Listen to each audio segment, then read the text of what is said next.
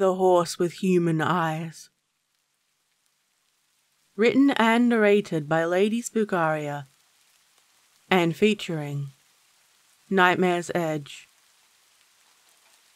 I could always see him out of the corner of my eye. I thought it was nothing but a childish fantasy, something that came from an overactive imagination and loneliness. I lived in a small rural town in the middle of nowhere. More than once we have been mistaken for being a ghost town, abandoned completely. And people get a shock when they discover there are people who still live here. It isn't weird or a cult or anything, just a community of close-knit and happy families. There are about 100 or so of us. We are mostly self-sufficient and have access to utilities, so I'm not cut off from the outside world. My uncle owns several horses and trains them on his ranch. On the weekends, I would drive out there to help him with them, in order to earn some cash to spend at the local corner store, one of the 7 stores we have in town, run by the same families for generations. Some of the teenagers end up wanting to leave for the big city. Some return, and more importantly, some return with a spouse from the outside.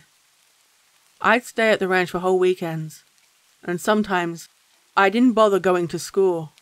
People from the government rarely ventured into town, preferring to focus on more important matters than some country bumpkin's apparent lack of education.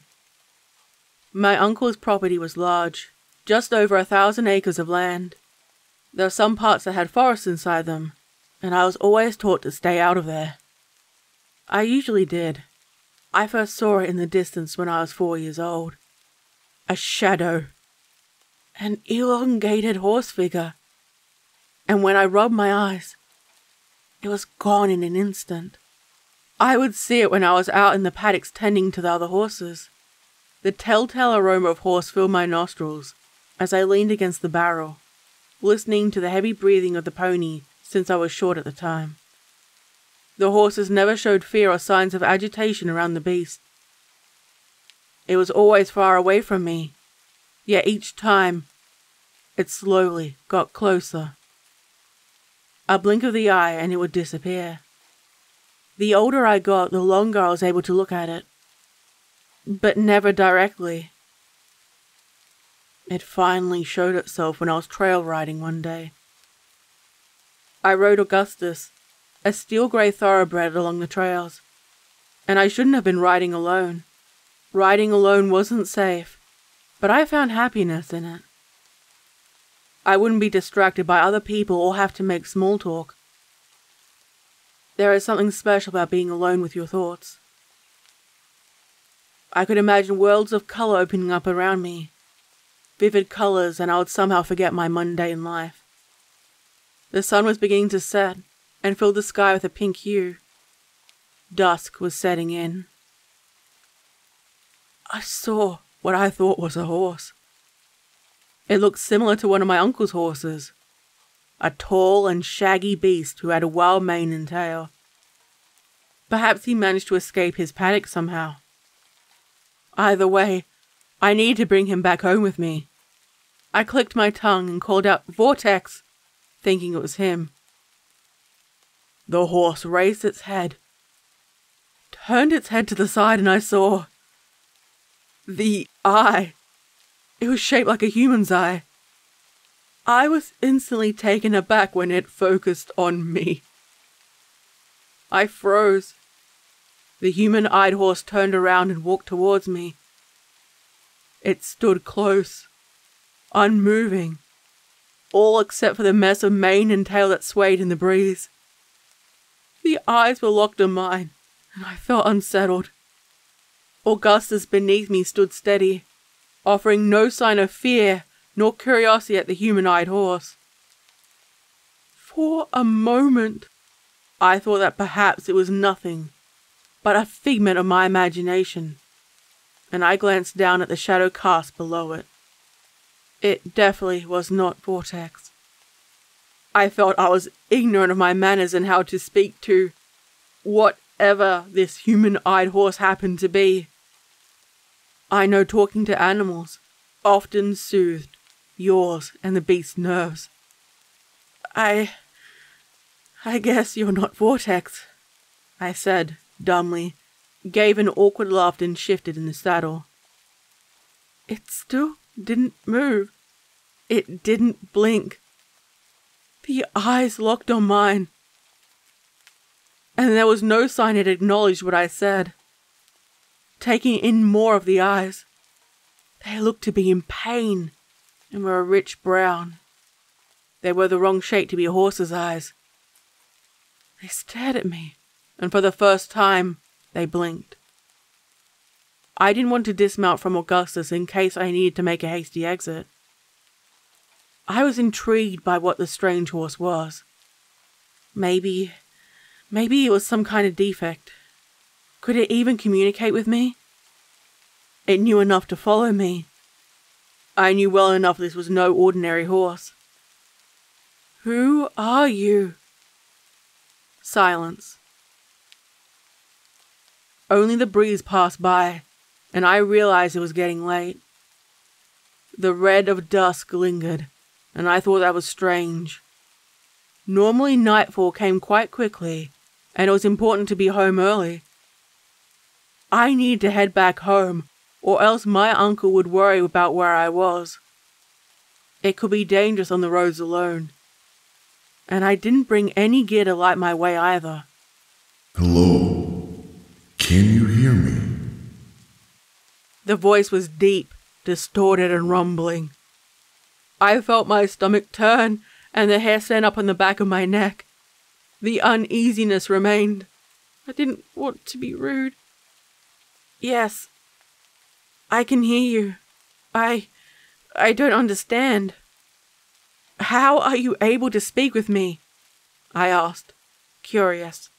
The human-eyed horse flicked an ear and briefly tilted its head to one side, and what I interpreted was a quizzical expression. Human gestures inside a horse body. It stepped towards me, and other than the eyes, it looked like just another horse. It came close enough to touch me but didn't. Augustus turned and extended his muzzle in greeting. The two horses greeted each other, and I wondered, maybe this was just another horse. Maybe I was imagining things. Perhaps I was losing my mind after all. Maybe it was just lost, and I was just being,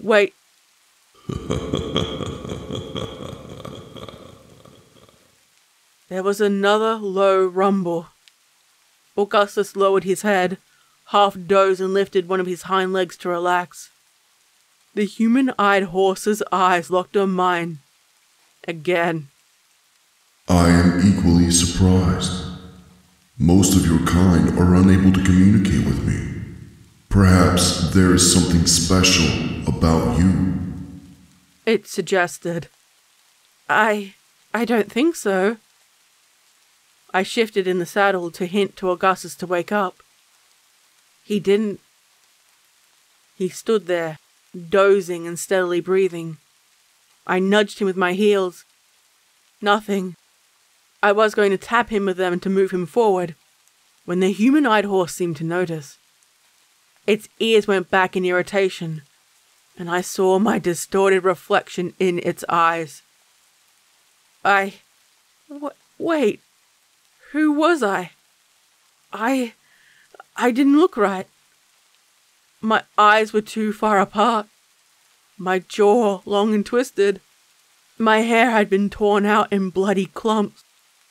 I jumped backwards and instinctively reached up and touched my face to make sure it was all intact. It was. I'm sorry. I'm nervous. You're not like any other horse I know. I apologize. No, I practically groveled. Perhaps I am the horse prince, a demon, a distant relative of the Kelpie to drag you into the filthy swamp. It tossed its head. The forelock bobbed up and down as it did so. Its mouth opened.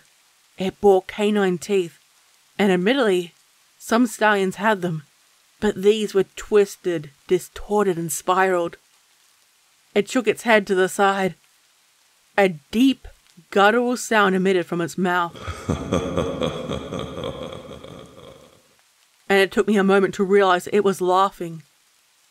A mocking, near condescending laughter, and I regretted approaching the beast. The change finally brought Augustus out of slumber beneath me. He let out a scream with the whites of his eyes showing, and he bucked me off, before galloping into the distance. He headed off in the direction of home.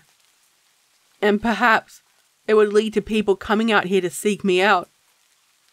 I landed on the ground with a loud thud.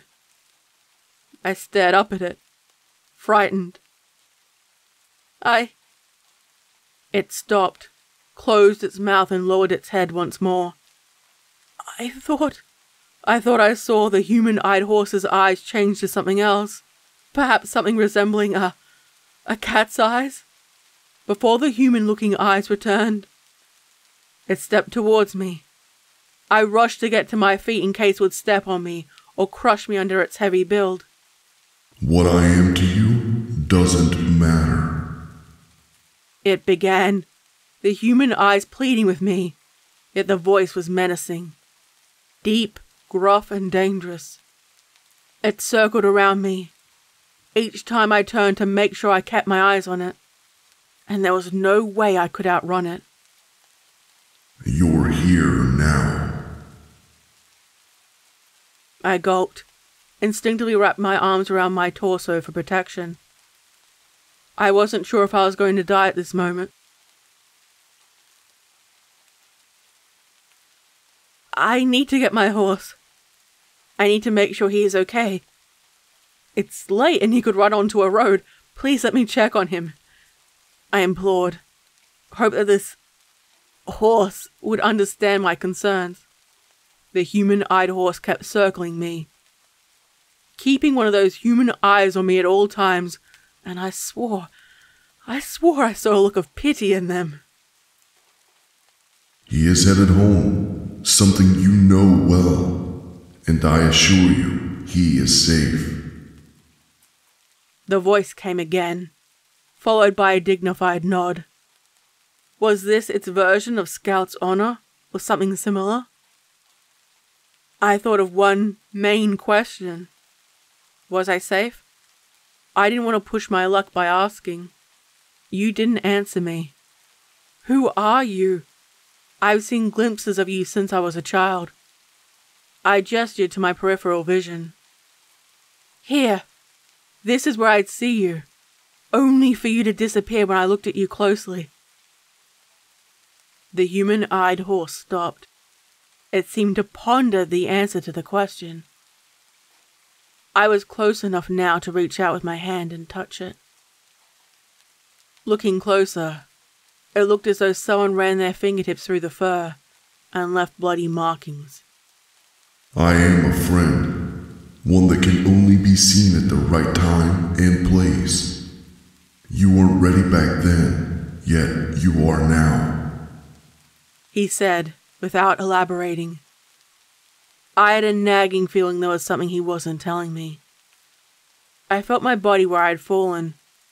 Years ago, I landed hard when a wily youngster was startled by a plastic bag. She bucked me off. I ended up falling and hurt my hip. It ached for months, and fortunately, nothing was broken when I fell. This time there is no pain. I need to go back home. I really need to go. I insisted, crawled backwards, and looked in the direction I had come from, where Augustus had galloped off to. The dirt path, the one I had ridden on many times, was now gone, and I was left wondering about it. It was still dusk, and I could feel myself growing with a sense of longing. I don't know where I am. The human-eyed horse's gaze took on a brief, sympathetic look. He extended his muzzle to brush against my arm, and I knew it was real. I could feel the warmth of the touch. I wanted to reach out and rest my hand on his neck for comfort, but thought better of it. The gesture felt more horse-like than human, and I felt oddly comforted by it. I want to go back home. Do you know the way? The horse beast exhaled slowly, seemingly exhausted by the question. I do know the way. I don't think you're ready to know everything yet. Once you go home, things will never be the same again. I wasn't sure what to make of it. This was just another ride. What could possibly be different? Why would going home cause any issues for me? I looked around again. It remained dusk. I saw landmarks that were familiar. A tree I recognized, or the curve of a dirt path, but I couldn't recall the significance of what I was seeing. I knew at one time I used to get home, but now I couldn't. I had ridden a long way, and perhaps I could make it home on foot. Hopefully I would run into a rescue party along the way who would help me get back. Any food or small provisions I had were in the saddlebag, and wherever Augustus was now. I want to go home.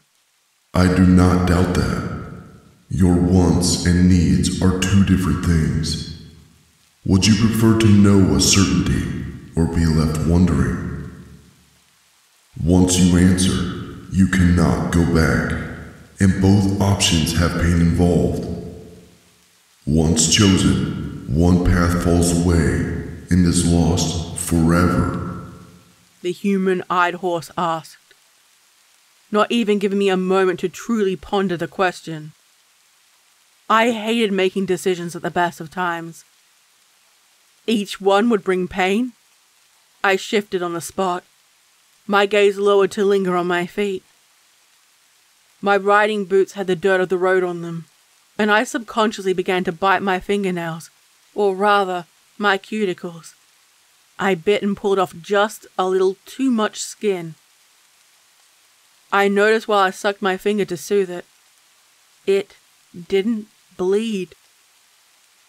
The human-eyed horse waited patiently for my answer. Occasionally his tail swayed from side to side.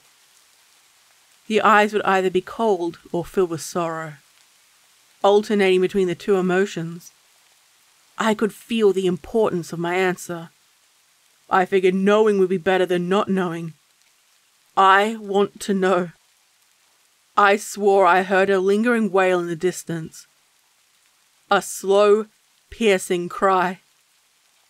The human-eyed horse seemed to sigh, a grim sign of acceptance as I accepted my fate. He turned and walked in the opposite direction, the sound of his hooves against the dirt pathway, and I followed, unsure of where we were going, and trailed behind him. He stopped, turned his head, and that human eye lingered on me. It was unsettling. Each time I wanted to ask about it, it was always on the tip of my tongue. But I found myself worried about how it would be seen. When I caught up with him at last, I asked, "Why do you have human eyes? It isn't normal." I realized how rude I was being. We walked together, the pace slow and steady. You know I'm not like any horse you know. I have followed you for a long time, keeping an eye on you and witnessing your decline over time. I witnessed your change, your despair, and the loss of your dreams, your acceptance of this life. He answered, his voice slow and cold. I didn't feel any malice behind his words. I couldn't remember a time when I was depressed or that I declined. I was normally pretty happy with life and how it was going. I noticed he didn't answer my question. We walked together silently for a while, and I couldn't remember anything I was seeing. I felt as though I should know these things. There was a remnant of the past that lingered, but I couldn't place a name on those things. I traveled down this road before. I had to. If we were going back home, then this must have been the way I had come. You didn't answer my question. Why do you have human eyes? Horses don't have human eyes. The human-eyed horse did not answer. He seemed to think for a moment before he answered, head lowered slightly in both relaxation and despair. I am a connection to what was, a positive memory and a symbol, both a savior and a nemesis. I protect you now, but when you saw me for the first time, it was your doom and your prison. What the actual fuck? I regretted asking. I couldn't tell how long it had been. I felt like we were walking for hours, but only minutes had passed. It was still dusk, and I knew that didn't make sense. I vaguely recognized the pathway and remembered it. Home! We were going home! I quickened my pace, happy and determined. The human-eyed horse followed me silently. I ran down the long driveway and expected the homestead-style cottage to be there at the bottom. It was the same home, but different. The walls were painted differently. The cars out the front were different from the ones I remembered, and resembled spaceships? No, but they didn't look the same. The music coming from the home was awful. Nothing about the home made any sense. It was mine, but it wasn't. I kept running and flung open the doors. It was empty. All of my furniture was gone, except for a few pieces. Family heirlooms that had been handed down through generations. The pictures on the walls were people who looked so similar to me. But their clothing was weird. They looked like they could be my cousins or something. Maybe? There were signs that an older person lived here too. There was a lone walker in the lounge room. It looked so familiar. I looked down at my hands. They were still young, fit and tan from a life of working outside in the elements. I ran upstairs to my old room. My bedroom. It was still decorated like my childhood bedroom, but with additions. Inside was an old rocking chair, one of those large and heavy hospital-like beds. I could hear the faint beeping of a machine. This was normal. I saw it every day. How could I see this every day? Stop. In the corner of the room was a little old lady. Her body hunched over, her hands near purple, and she was wrapped in a heavy blanket. She was murmuring to herself under her breath, again and again. She didn't know I was there. I didn't want to be rude or interrupt. Stop. Once you look, I have to... The human-eyed horse warned me, but it was too late. She lifted her gaze. Her eyes were fogged over, and even then I could see. I recognized her now. I recognized myself. She froze, terrified of me. And I stepped backwards to reassure her, me, that everything was okay. I felt the human-eyed horse rear up behind me, striking me down with his hooves. He used them to hold me down, while those fangs tore chunks from my body.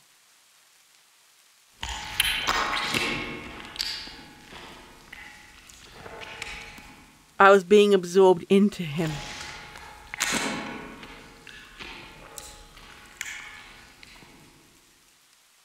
My youth, my joy, all my memories, piece by bloody piece, chunk by bloody chunk.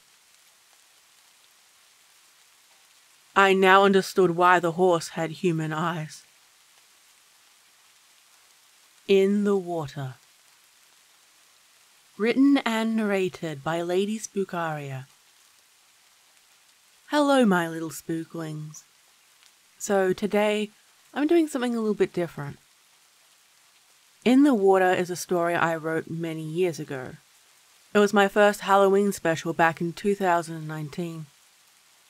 At the time, I wasn't happy with how the audio turned out, and it has been a goal of mine to redo it at some point. So today is the day, here it is. Also, please let me know what you think.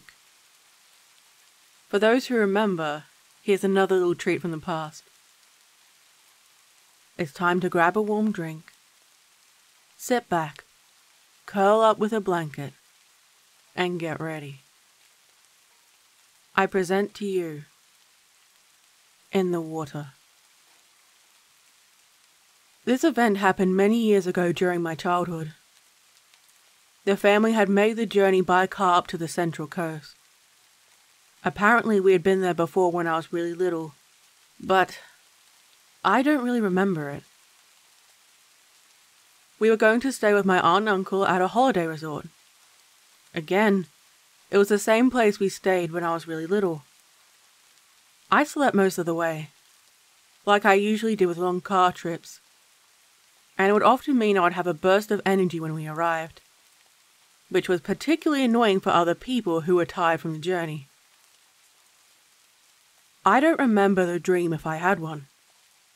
Dad placed his hand on my shoulder and shook me gently to wake me up. I rubbed my eyes and looked around. It didn't take me long to fully wake up. The resort was pretty big. I could see a barbecue area, a playground, several cabins, manager's office, and it was really close to the water. The dock was close by and could be seen by the cabin we were staying in. I got out of the car and looked around with my sister. She remembered a lot more than I did. She pointed out something she remembered. We got fish and chips for dinner and settled in. The cabin had several different bedrooms, so it meant my parents would share one room, my aunt and uncle would share another, and my sister and I had 2 single beds in a room close to the front of the cabin. The floor was wood. It was old, creaked when you walked on it, and there was no carpet in the cabin. The furniture was all pretty bare bones, but I didn't expect anything different. Everyone else was tired and went off to sleep fairly early. Since I had already slept, I couldn't settle down to sleep and felt restless. I could hear the faint snoring from the other rooms. I looked over towards my sister. She was sound asleep. I briefly regretted sleeping earlier because now I was wide awake. Naturally, my parents told me to stay in bed so I wouldn't wake anyone up. But perhaps I should just get a glass of water. Slowly I looked around the room. It was quiet, dark but not perfectly black. I decided against it because the floor was creaky, and I didn't want to wake up my parents. My dad could be quite grumpy when he was woken up, and he was also quite the light sleeper. So I pulled the blanket up over my head, snuggled into it, and rolled over to face the wall. I blinked a couple of times, thinking about the day. Slowly I began to feel myself drift off to sleep. But right when I was doing so, I could hear a notorious creak from the other side of the room behind me. I froze. I drew in my breath and was as quiet as possible. I wanted to make out who it was. I used to be able to recognize everyone's footsteps in the family. Mum's, Dad's, my sister's. I knew them all. This one sounded different. I hadn't heard the door open. And the last I saw, my sister was still asleep in bed. Or at least, she should have been. I tried to force myself to relax. It was a strange place, and I have a vivid imagination at times. Surely that's all it was. The walking started again. The gait was slow, awkward, like feet being dragged along the floor. Slowly the footsteps came toward me and stopped at the foot of my bed. Then nothing. I gulped. It wasn't anything. It was just my imagination. That's all it had to be. That's all it was. I wrapped the blankets tightly around me, still pretending to sleep, and hoped whatever it was would just leave me alone. I waited for who... It couldn't have been anyone else. It had to have been my sister. She was the only person who would do something like this. Maybe she was going to poke me or try to scare me. Nothing. Then I felt a weight on my feet. Someone was sitting on me. My eyes widened in fear and my body was tense. I waited for my sister to say something or joke around. Anything. I don't remember what followed. Eventually, I must have fallen asleep. I woke up the next morning later than everyone else. It felt as though I hadn't slept properly for months. I was drained and felt faint. Maybe I ended up oversleeping. I rubbed my eyes and could smell breakfast cooking. Pancakes, toast, bacon and eggs. My stomach grumbled instantly. I pushed the blankets off and placed my feet on the floor. I stood up and saw my blankets had a wet, dirty patch where my feet had been. It smelled like the river. I reached out and touched it, rubbed the dirt between my fingertips and stood staring at it. What? There were 2 footprints on the floor. They were both dirty and still wet. They were the only ones there. I stared down at them in fear, anger and confusion. I didn't think it would have been my sister. They were far too large and were so narrow. Who else could it have been, though? It was quite an elaborate prank for her. I didn't want to get in trouble for getting the place dirty. I turned and said to my sister, "Why'd you try to scare me last night? Why were you wet and dirty?" "What? No. Why would I do a thing like that?" "Well, who else could it have been?" Things escalated and we started yelling at each other. My dad came in, and as expected, he wasn't happy about us fighting, or about the mess on the floor. I tried to tell him it wasn't me, but he wouldn't listen. I had to clean up the mess, and I was not pleased about this at all. But what else could I say? I cleaned up the mess and joined my family for breakfast, but when I saw the food, I felt nauseous and barely ate. I barely picked at my food before we walked to the water. The river was beautiful. The water was peaceful. The sound of water was endless and relaxing to listen to. It had that distinctive smell. We were going to go fishing for the first time. My uncle had brought my sister and I fishing rods. We caught plenty of fish. And, hilariously, my uncle didn't catch any. And he actually sulked about it. It was pretty funny. Later on that evening, I walked along the dock and looked down into the water. I thought I saw a long, white eel, but then I noticed there was a hand attached to it. What?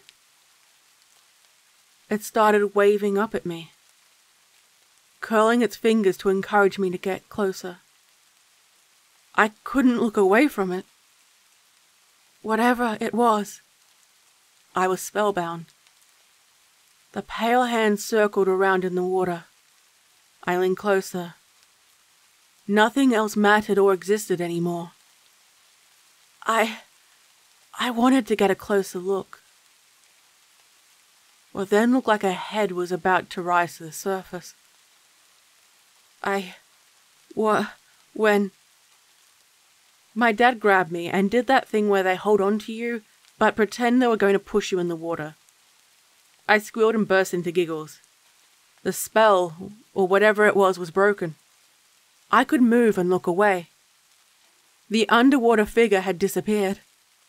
It had been a long day. We walked back to the cabins to eat dinner and get ready for bed. I couldn't help but look back at the water. But I saw nothing. I had a strange feeling I was being watched from it, though. I was nervous about going to sleep. I got ready for bed. It was a lot warmer than it had been previously, so I just wore a singlet nightie and only had my blanket around my legs. I curled up and watched as my sister read her book with the light on. Eventually, she turned it off and said goodnight. I was tempted to ask her to stay up late with me, and maybe she would have, but I didn't. I shivered and waited to see what would happen next. Slowly, the noise of the cabin died down, and the sound of light snoring could be heard. Then, nothing. Not a sound. All I could do was relax and hope I would fall asleep soon. I rolled over to face the wall, sighed, wiggled my toes, and began to drift off to sleep. I was so close. I heard the footsteps again. They got louder, more chaotic, as whoever or whatever came up behind me. It didn't stand at the foot of the bed. It stood by the side, with me being stuck between it and the wall. It said nothing. I said nothing. I shivered. I could feel it sit on the bed behind me. I tried not to say anything or move. I couldn't speak. My eyes wide in horror as I felt it curl in around me. It was wet. The frame was small, like a child, about my height and weight. And the bite of the cold was sharp. It hurt so much, it hurt so much. It was so cold that it burned. It lay close to me, on me. I closed my eyes, pretended to sleep, and silently prayed. I prayed to God, to anything or anyone who would save me from whatever this was. I heard a gargling behind me. It sounded like it was trying to speak to me. I closed my eyes shut. I said nothing. I must have drifted off to sleep. I awoke with my bed still wet. It smelled like the river. I wrinkled my nose in disgust. My sister asked me what was on the back of my head. I reached back and pulled seaweed? There was seaweed and grimy dirt. I didn't know what to say. Before my parents woke up, I put the bed linen in the washing machine, remade my bed, and got in the shower when I heard they were just starting to wake up. This wasn't much of a holiday. I wanted to go home. To be anywhere but here.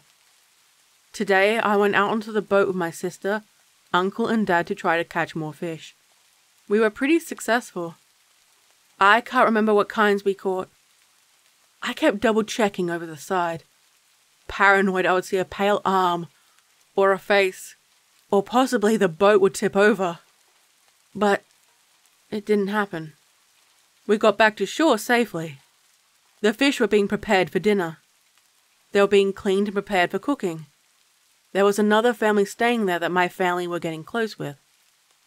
They shared their oysters, and I didn't want to try them.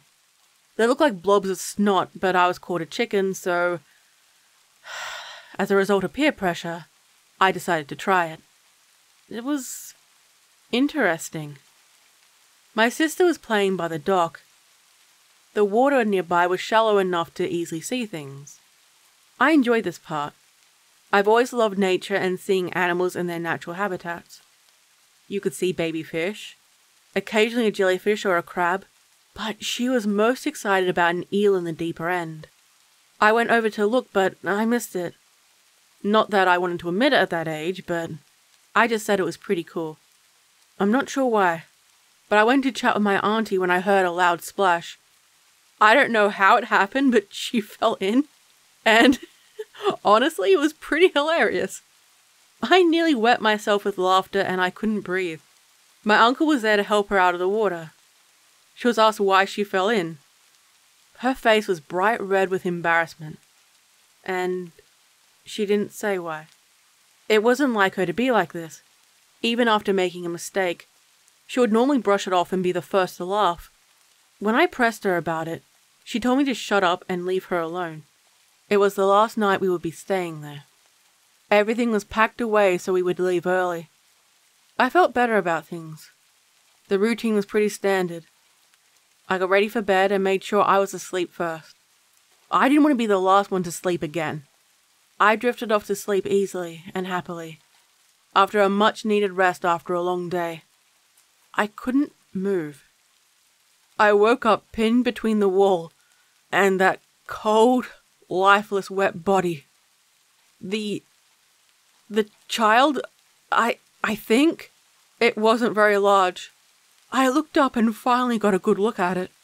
The skin was deathly pale and slowly peeling off. The eyes were empty pits where eyeballs should have been. The body was bloated in some areas and skeletal in others. The lips looked as though there had been bites taken out of it. It was back, again. It held me tightly while I struggled to breathe. My arms were tightly pinned. I struggled. It was a lot stronger than I was.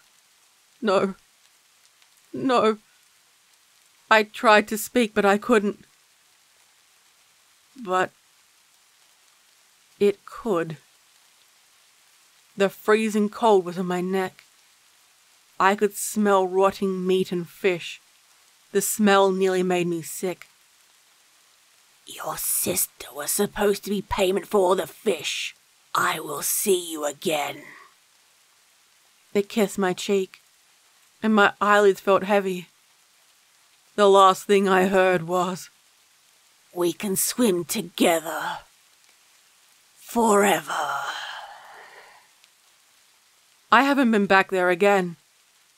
Every so often I think about that place, and wonder why I've had issues when I'm around bodies of water. This wasn't my last spooky encounter near one. It has been many, many years since that occurred, and I wonder what would happen if I went back. I didn't want to be payment for whatever this being was. I never want to go back. Ever. And I hope my sister never goes back either. Eat His Flesh. Written and narrated by Lady Spookaria. I have found myself wondering whether I should share this with anyone. I found my grandmother's journal last week. It had been stored in the attic during the move to her new home. I'd gone over there to help her organize her things and to clean. I've always wanted to learn more about my family history. The book was leather-bound, written in cursive, and was pretty thick. She wrote in it regularly throughout her life. The paper was slightly different when new sections had been added. I settled down to read it one day. It started when she was 9 years old. She spoke about her family, my great-grandparents and her siblings. It was pretty interesting to hear how she lived. She mentioned a friend of hers, her best friend, a small boy who lived across the street called Peter. Peter and her would frequently play together. It was pretty sweet. As I read, she wrote about her dreams and the rise of World War II, a war she lost both her father and her brother. She talked about the rationing, the bombs, and the stress of invasion.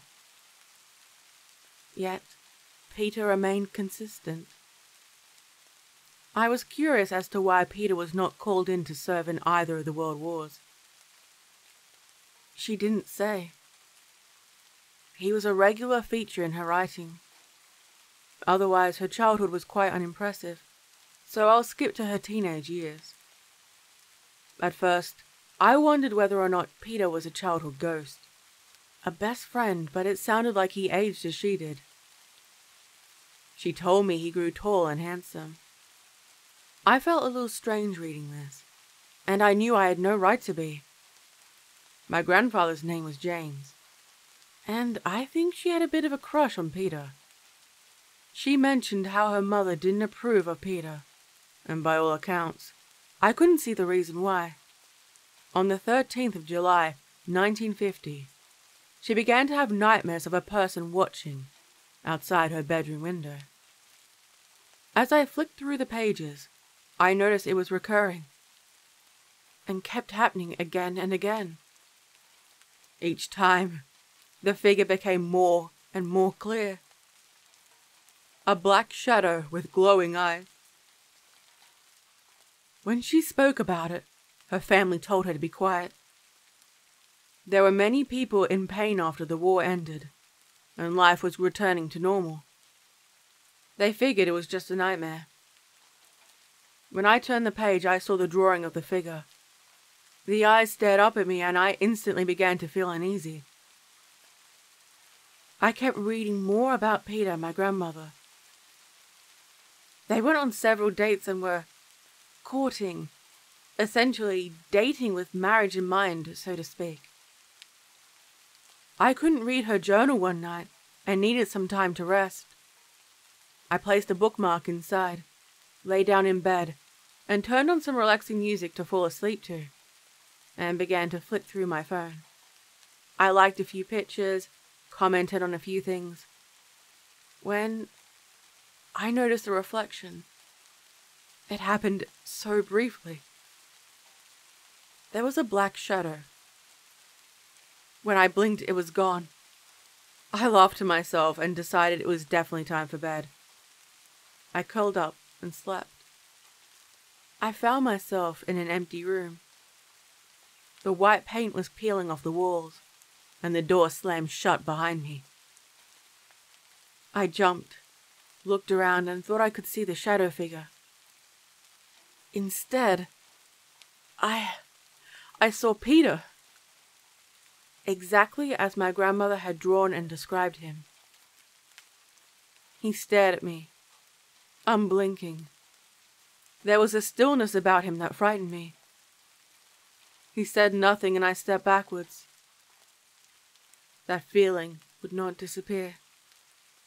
I could see my breath, and I shivered in the cold. When I looked for the door, I discovered it was gone. I turned around and looked for Peter, half expecting him to be standing behind me, but he wasn't there. I was still trapped inside the doorless and windowless room. I shivered and ran my fingers along the surface of the wall, trying to find a way out.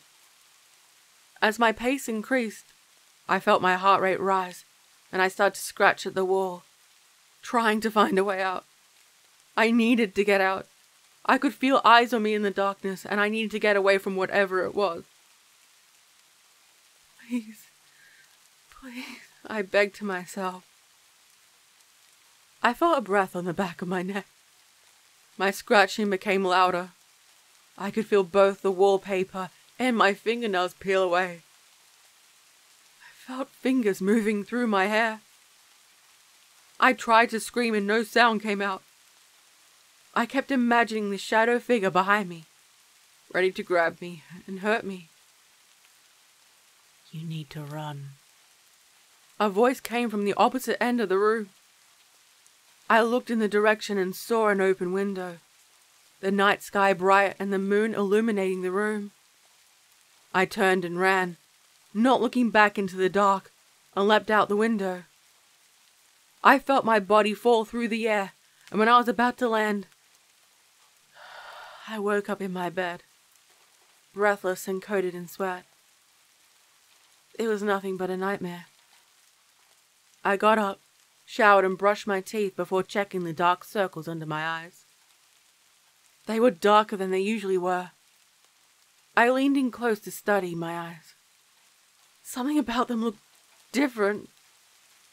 I decided to ignore it for the time being, got dressed and brushed my hair. All I could think about was continuing to read my grandmother's journal. I kept thinking about Peter, the nightmare I had, and I found myself drawn to it. I opened it, lifted the bookmark, and started to read again. My grandmother wrote that Peter would come over to her house at all hours of the day or night. That, on the odd occasion, she would see him standing inside her room, staring at her from the corner, silent and unmoving. I felt a feeling of dread. Why was I now seeing him? I kept reading, and surprisingly the next few paragraphs were relatively quiet, uneventful. She met my grandfather, James, and only considered him to be a friend. As I kept reading, my eyes were drawn to the corners of the room, and I had a feeling I was being watched. My vision began to blur, and I could barely focus on the words in front of me. I kept hearing whispers around me. Eat him, eat him, eat him, eat him, eat his flesh. They went on for a long while. The shadow with the glowing eyes kept watching me, circling, and I wondered just how my grandmother had managed to escape. I opened my eyes and saw Peter, exactly like his photograph, exactly like how she had drawn him. He smiled at me. His face perfect, too perfect, and without any blemishment or sign of suffering. He didn't even look real. Eat his flesh, eat his flesh, eat his flesh, eat his flesh, eat him. I reached out and placed my hands on either side of his cold cheeks, frozen to my touch, and leaned forward. My teeth sank into his skin, and he screeched in surprise. As I pulled away, I could taste the blood and the flesh. I chewed the raw meat, swallowed, and went in for the next bite. It was the best thing I had ever tasted. He didn't pull away. A feeble stop was all he muttered, and I continued to eat my fill. I gorged myself, my stomach bloated, and soon fell into a dreamless sleep. When I woke up, I could feel something in my teeth, and could taste the distinctive metal taste of blood. I opened my bedroom door to see my grandmother standing there. She pulled me into a loving hug, and I accepted it. I was confused. I didn't hear her come in. "Welcome to the family, darling," she whispered into my ear. The Blood Curse. Written and narrated by Lady Spookaria. This is a revised story I wrote for a collab back when I started in 2019. When I reread the story, I thought I could improve it, so please let me know what you think in the comment section down below.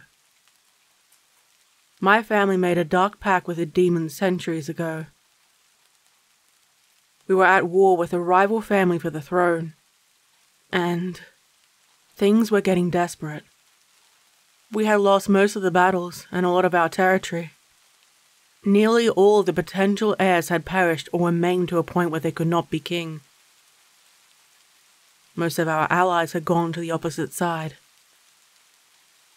Our few remaining allies told us it was time to give up.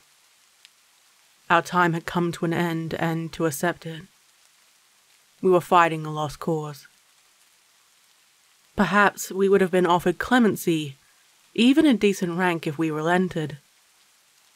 Otherwise, our days were numbered. I sincerely believe they didn't think they would have survived without the pledge. Maybe the family would have been purged if they didn't. Or they could have found a way to escape, even thrive. Who knows what would have actually happened? It is said the pact was made in the ruins of a desecrated church. It was our church.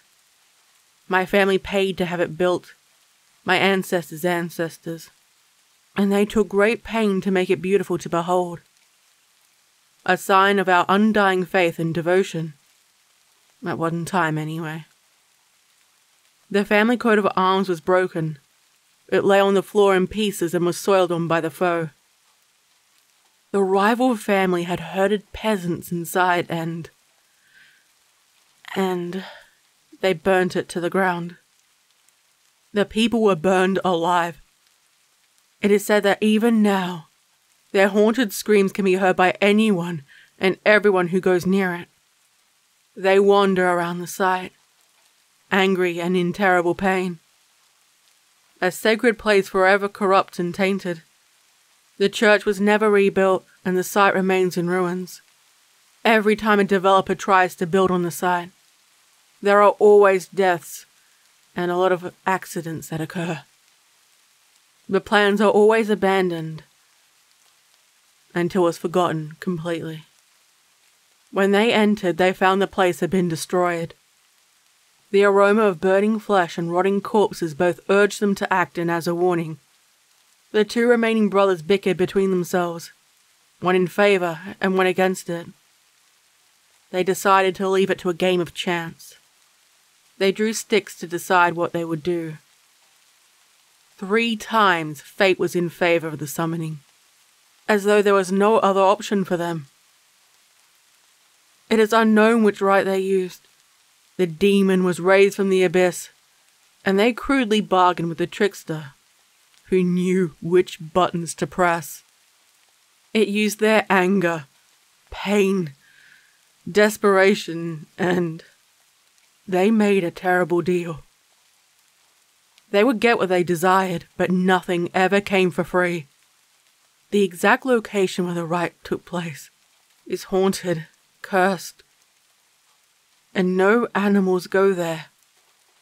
No plants grow in that area. It is completely barren. No one in my family has visited the place in over 100 years.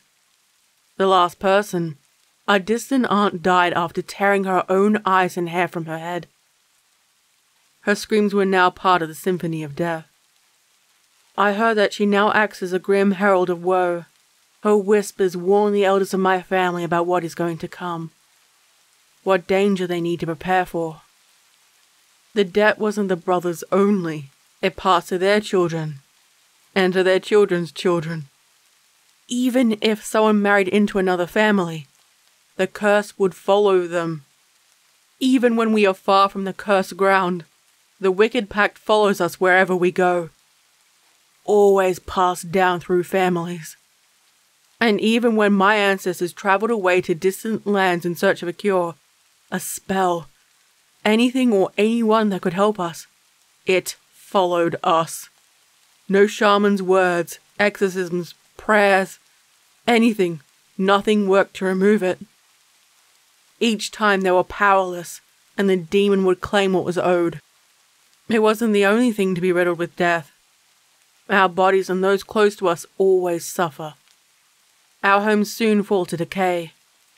Businesses regularly go bankrupt. And we often become outsiders wherever we go. Our pets always end up dying, and we have black thumbs, so our gardens always look terrible. All plants we own die. Nothing ever grows. Death follows us wherever we go. But anyway, the ritual was made and the demon had been summoned. I don't even know the name of the demon. No one does. I guess they didn't think about what the cost would be to their entire bloodline. When they summoned him and they asked for victory, they got it. One of the brothers was placed on the throne, but it didn't take long before sterility took hold. My family produces plenty of daughters, but few sons. If they did, the sons were never quite right. Their minds were always cruel and twisted, as though the demon's soul resided in them and mocked them for their choice their ancestor had made. In the past, it was devastating to family fortunes. We have also been riddled with sickness, infertility, murder, unhappy marriages, disgrace. The other brother, angry for being passed over, was furious and soon. It was brother against brother. Both sides of the family clashed, and sins against family were committed time and time again. We lost the throne we made the bargain for to begin with. So, all the suffering that followed was for nothing. Another family rose, and was surprisingly merciful to the remnants of my family. They lost their status but didn't lose their lives.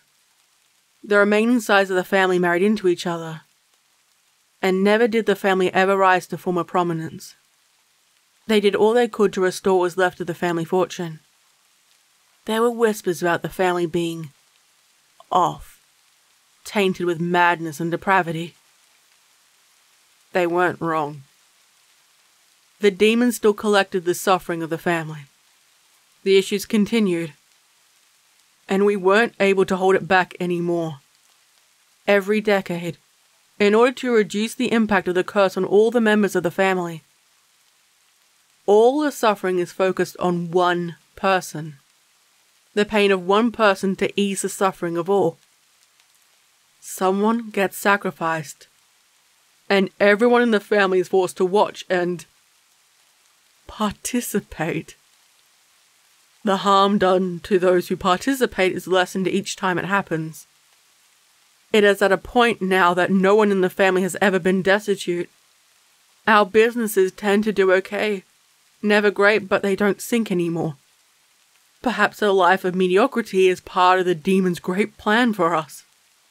As you can imagine, family gatherings are never pleasant. When my friends ask why I don't like my family, it is difficult to tell them why. I can't tell them. I just tell them that they're weird or that they make me uncomfortable. Neither is a lie. It isn't easy speaking to people who would do that to you, or someone you were close to, or who would take pleasure in it. We have to keep up appearances and spend time with each other. All the family gatherings have tasty food, gifts, and fake insincere smiles. Every time I see them, all I can think of is, who will be next? How many of them would delight if it was me or one of my siblings rather than their own children? The way we decide who eventually dies is, apparently, a name is pulled out of a hat by a council of elders, or whispers from the ghost of the distant aunt. One of my cousins told me they go by the least favoured child, something the child has done to make people angry or hostile in some way, the one who is least likely to achieve anything in life. How it is decided makes zero difference because in the end, it doesn't matter. My name was drawn. I am doomed to die. I am not innocent. I have done this since I was a child. I willingly joined in with the bloody rite. Each time I focused on what needed to be done. It was a task that had to be completed. Something we had to do, not something we wanted to do. I didn't care about the pain of my extended family members. It is normal for us. Many family members tend to resort to an outside means as a method to cope. We can go to no one for help. It is a secret. Each of us caught up in our own personal hell. It is as normal as any other family tradition. Even though I knew there was a chance, I never believed my name would be finally written in blood on the household door. There were no warning signs that something was coming. No haunted whispers. Nothing that I could foresee what was going to come. It wouldn't have mattered if it did. Can I run? Well, I don't think I would get far. And I know what will happen to my family if the ritual doesn't happen. All the suffering would return. Perhaps the demon would be angry at them. I don't know. Either way, who can I go to without incriminating myself in the process? So, I have to endure all of it. I will be taken deep into the woods. So deep that no one ever goes out that far. away from any prying eyes or help that could rescue me. We would walk through the forest for days until we reached our destination. There is no mistake it will be me who will be sacrificed. I will wear a coarse red gown with a red dot on the front and back. The rest of the family will be cloaked and masked, their faces hidden from view. I will be able to tell who each person is, though. Perhaps the masks are to keep people anonymous, just in case we were caught by some good Samaritan. The skulls of previous family members who have been sacrificed will surround me in a circle. It is said they whisper things, sometimes encouragement, other times threats, and perhaps even deranged babbling. A pattern is painted on the floor using the blood of the previous victim. Offers of food, gold, and other valuables are placed around in a circle, as much as the family as a collective can afford. The demon does not tolerate cheap or shabby offerings. And from what I know, there is no specific time during the night it is done. The elders chant some strange words, and the hourglass begins. This is always when it is the most awkward. Sometimes people would beg and scream. Others would try to run. But some just simply accept their fate. The family, everyone, from the elders to the children, will be there to witness and slice or pierce my body. If you are old enough to hold a pen, you are old enough to join in on the rite. I will slowly be skinned alive. If I'm not alive throughout, then the process won't work. My blood will be drained for the next ritual. Slowly, each of my organs will be pierced. Enough to drain me of life, but not to kill me. Never to actually kill me. My body will be slowly roasted. All to prolong life, and cause as much suffering for as long as possible. If I'm in pain, then the demon will see it, feel it, and not spread the suffering to my other family members. Or maybe it will lessen the toll they experience. Once that is complete, and if it is done correctly, I will still be alive. And my family will tear pieces of flesh from my living body, and they will consume it. The last thing I will see is my family devouring me. I don't want to die. I don't want to die like this. They're here. For me.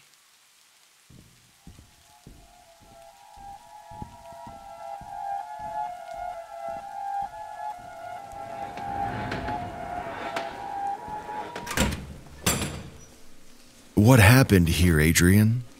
I heard a shrill voice interrupt my thoughts from the other end of the room. Just as well, though. I've been developing a habit of getting lost in my head recently, thinking about this and that. I tried to tell myself I was just becoming airheaded, but the truth was, my job was beginning to wane on me. I guess I decided to throw my plate to the floor. I laughed in return, practically scoffing at myself. Small shards of glass were collecting on my open palm, deposited carefully by fingertips, while the larger pieces sat in a pile neatly ready to be discarded. I was more irked that the hamburger I was looking forward to eating had been discarded on the linoleum. 5-second rule wasn't quite going to cut it this time around. Yikes. I hope you brought some backup. Bob continued to chide, almost deriving pleasure out of my pain. For the record, I hadn't brought anything else to eat. Speaking of backup, I hate to pile on, but we got a new one. Higher-ups want you to assist me with the first coil. He was quiet for a second as he awaited my reply. I was too busy trying to quell my frustration.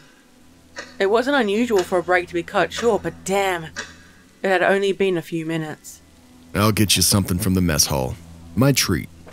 We didn't always get along, but the gesture was more than enough to get me back on my feet.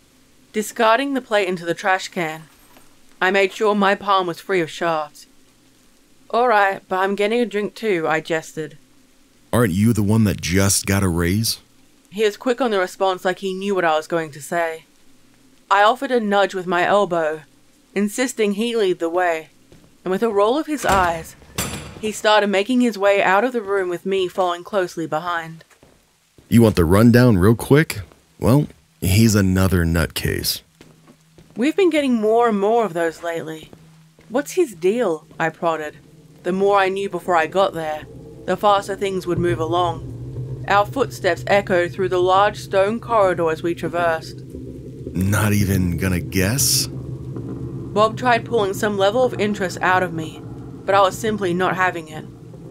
It was already difficult to hear each other over the wailing that echoed through the facilities. All manner of pleads and cries, begging for freedom from their cell or from mortality. Either way, I hated when people tried talking to me before we got to the cells. Well, fine. Bob continued. Dude was found in his home, wife in his arms. Guessing the wife hadn't fared too well? Look at that, earning that promotion. God, I couldn't stand Bob sometimes. I knew he was jealous of my raise. Like the measly bump in salary was worked up over. Nope. The poor girl was broken every which way. Would have thought a truck had crashed through their living room. I was starting to wonder how far of a walk we needed to take, how much time it would take to make it to the mess hall. Even worse were the kids. Small bodies like that are easier to pull apart. Jesus, man, I scoffed. He had such a cold way of talking about victims. Though I guess when you work here as long as he did, that'll happen. That callousness. I could already feel it eating away at my empathy. Bob offered a short grunt in response. Something he only did due to our proximity to the new intake. Otherwise, I'm sure he had a chorus of witty remarks to make about experience and the like. Bob's sausage fingers pressed a heavy metal key into a large iron door. Nothing special about it. Just a tall sheet of dark grey. I heard the mechanism click as he turned his wrist, and the door pushed open freely. Is he supposed to be already hooked up? I asked, staring at the man confined to the chair in the middle of the room. His wrists and ankles were confined by thick brown straps. Around his torso was a length of iron. All I heard from my partner was a sound that conveyed just as much uncertainty as my question did. Neither of us cared. Less work to do. As Bob and I worked on plugging the machine in, he continued his conversation from earlier. So yeah, found this family all busted up. You know what this character had to say about it? He spoke candidly, a motion towards the man in the chair. Wires branching out from the soft pads adhered to his bald scalp. How could I? Bob finished hooking up his end while I placed the finishing touches and made sure all the patches were connected securely. Said a ghost killed him. Or a demon. Something along those lines. Bob pulled a metal stand, housing a small flat-screen television on it over to me. Ready to see a ghost? He said, trying to put a spooky spin into his words, like we were at a campfire. Last one claimed aliens abducted those kids, and now this guy? Rich. I claimed, watching the TV flicking to life. You could feel the stench of electricity in the air as the circuit between the man's brain and the TV was established. The TV was plagued with static for a few minutes, before an image started appearing on the screen. I and Bob stood side by side, watching the memories of Walker D. Anderson play out on screen. Or rather, he was reliving his memory and we were privy to it. I'm not going to sit here and pretend I know how all this works worth a damn. I'm just as clueless as the poor prisoner stuck in there. From what I was told, it's like a memory. But the inmates experience it like a dream. They're actually in there, living through the memories of their crimes, watching Walker's memories whirling. I could see him waking up in the middle of the night, his room shrouded in darkness. He looked over to the other side of the bed, but it was empty. We can't hear their memories, unfortunately, but I could tell something startled him. The way he shot out of his bed, practically flying across the room. He was quick, clumsily bumping into door frames and the stairs banister. It looked like the man was about to fall down the stairs. With each step he descended. As he rounded the corner, there she was. A blonde woman, about the same age as the man, reached her arm out to him. I couldn't hear her, but I could tell she was frantic and begging. Her fingers spread so far apart. She was already injured though. With the moonlight layered over her, I could see the dark amber patches and smatterings of blood. Just as Walker stepped towards his wife, reaching his arm out as well, she began to levitate. She was pulled upright. It was odd seeing a body just pop up like that. It looked like she was falling in reverse. At this moment, Walker was still walking forward but flew backwards. Something had shoved his chest and he fell backward. Even as he fell, his eyes stayed focused on his wife. She rose higher and higher, and by the time he hit the floor, she was a foot or two off of it. I strained my eyes watching the memory. I couldn't see anything holding the wife up, but it felt like I should be. Like a primal instinct was trying to warn me that there was a predator near me. Something on the hunt. As Walker stood up in his memory, he started rushing towards his wife, and just before he could make contact, she bent in half at the middle of her spine. It was so quick and simple. It was just like if I pinched a popsicle stick between my fingers. With so little effort I could snap it in half. She shook for a brief moment. The brief outburst of directions fired off the spine before it became useless. Then, she dropped. Her body fell and hit the floor. It was so slick and pooled with blood. I could practically hear the wet smack as she landed. Walker was trembling. I could tell by the way his vision rapidly shifted back and forth, trying to process what he was witnessing. Then he got eerily still. For a moment, I thought his memory had gotten stuck, which is a hassle to deal with. Sometimes a coil will freeze, and we have to pull the prisoner out of their memory, which can corrupt the memory itself, making it inconclusive evidence. Just as I moved to start unplugging everything, the memory continued. My sigh of relief was quickly startled when Walker turned around to see that his children were standing at the bottom of the stairs.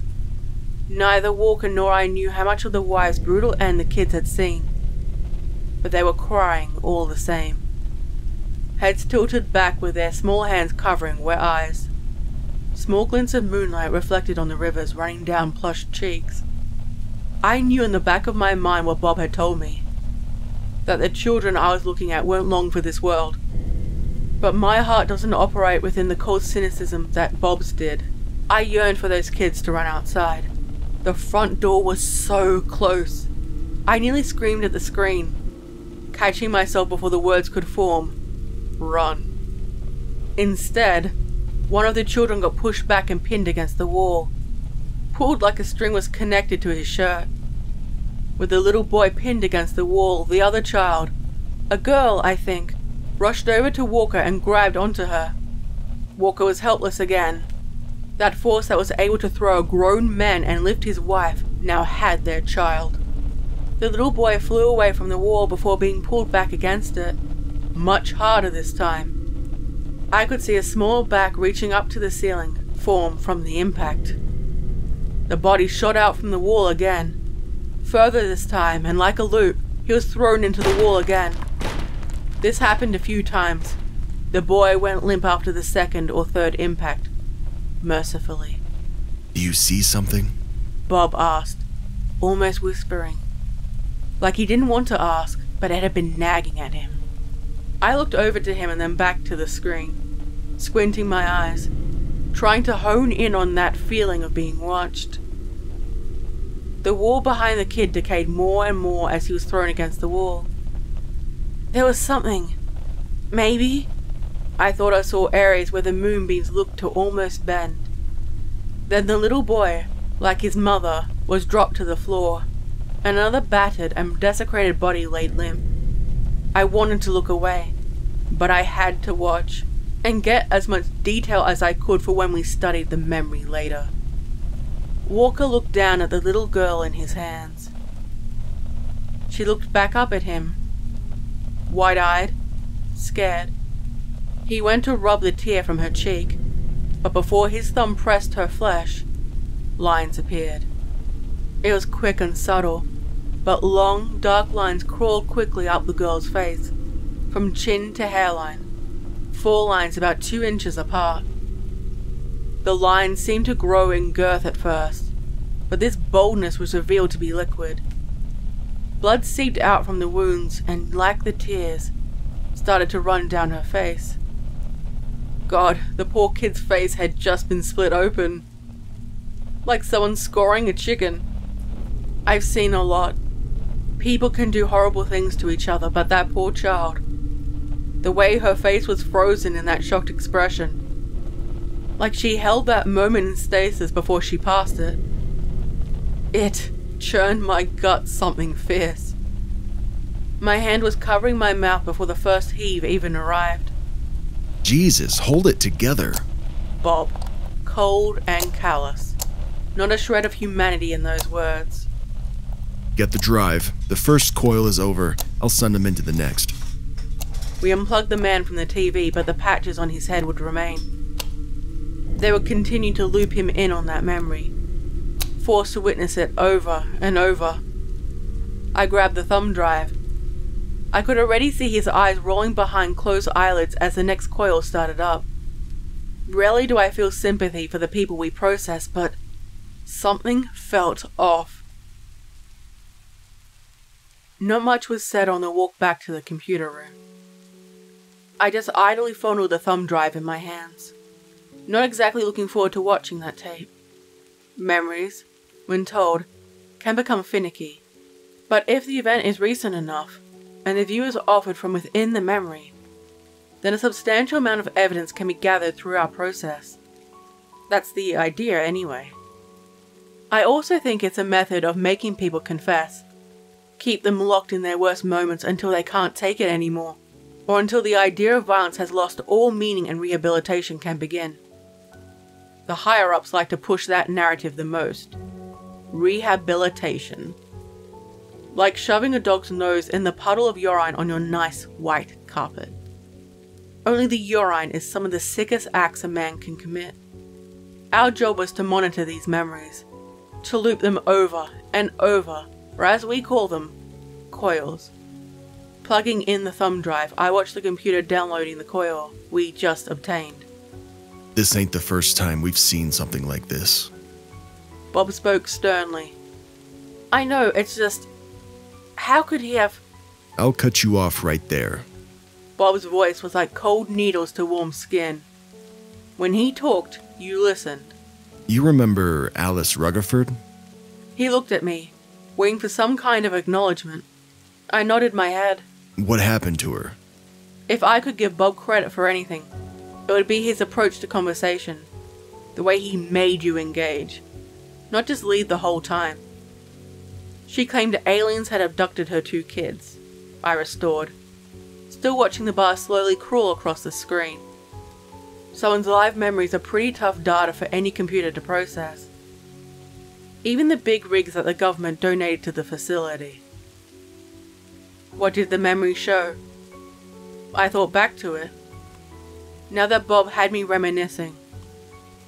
It seemed me and he had been appointed to some of the most bizarre cases. My mind wandered to Alice. She was small and frail. Her kids had gone missing, but her neighbors insisted she had them in her house still. When we watched her coil, we could see the kids floating in the air. There are bright lights in the room, and Alice had her arms reaching out, like she was trying to grab them. An alien abduction, I replied, my words soft. I knew what Bob would press next. And what was it actually? I recalled watching those memories. How over time the coil got closer and closer to the truth. The image of her children floating there, mere inches from the ceiling. Alice. We never found out what exactly happened. By all accounts, she was respected by those around her. Everyone spoke highly of her for raising 2 kids as a single mother. She was picture perfect. So it was a surprise to everyone when it was revealed. Alice had fashioned a set of nooses to her ceiling. Cops believe it was initially meant to be an anchor for a swing of sorts, but with a system of pulleys, even Alice's frail arms could pull the light children up. They were helpless.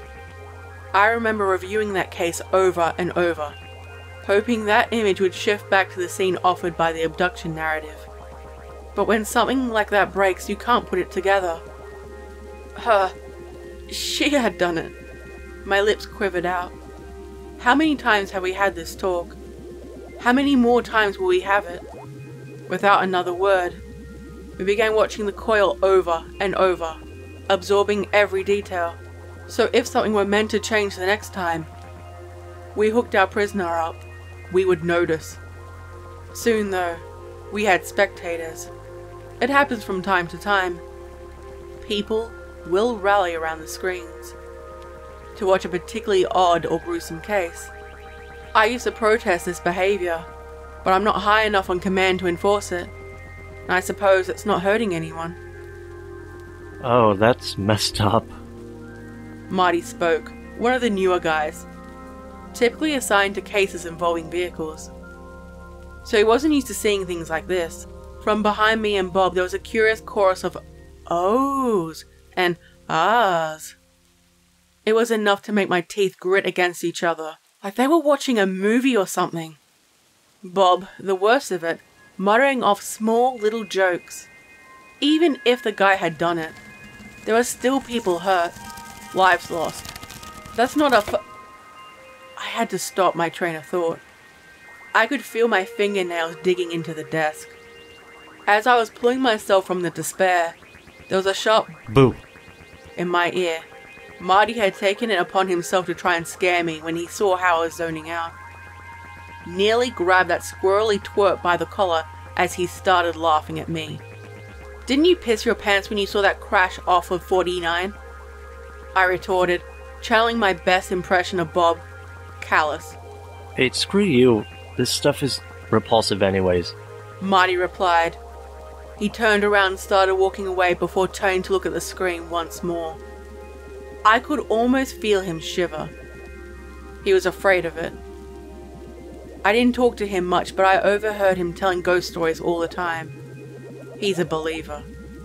As the room thinned out, it soon came to be the end of our shift. We reconvene in the morning and take another look at what changes Walker's mind had made to the memory, and hopefully closer to the truth. Shutting everything down, I heard Bob leaving the room first. Never one to stick around long. With my jaw stretching, I realized I hadn't gotten to take my break. My bones were feeling it. As I stood, I looked at the screen. The image was paused on the frame where his wife was reaching out to him. All alone in the room, I stood, staring at her. The longer I looked, the more it felt like she was reaching out to me.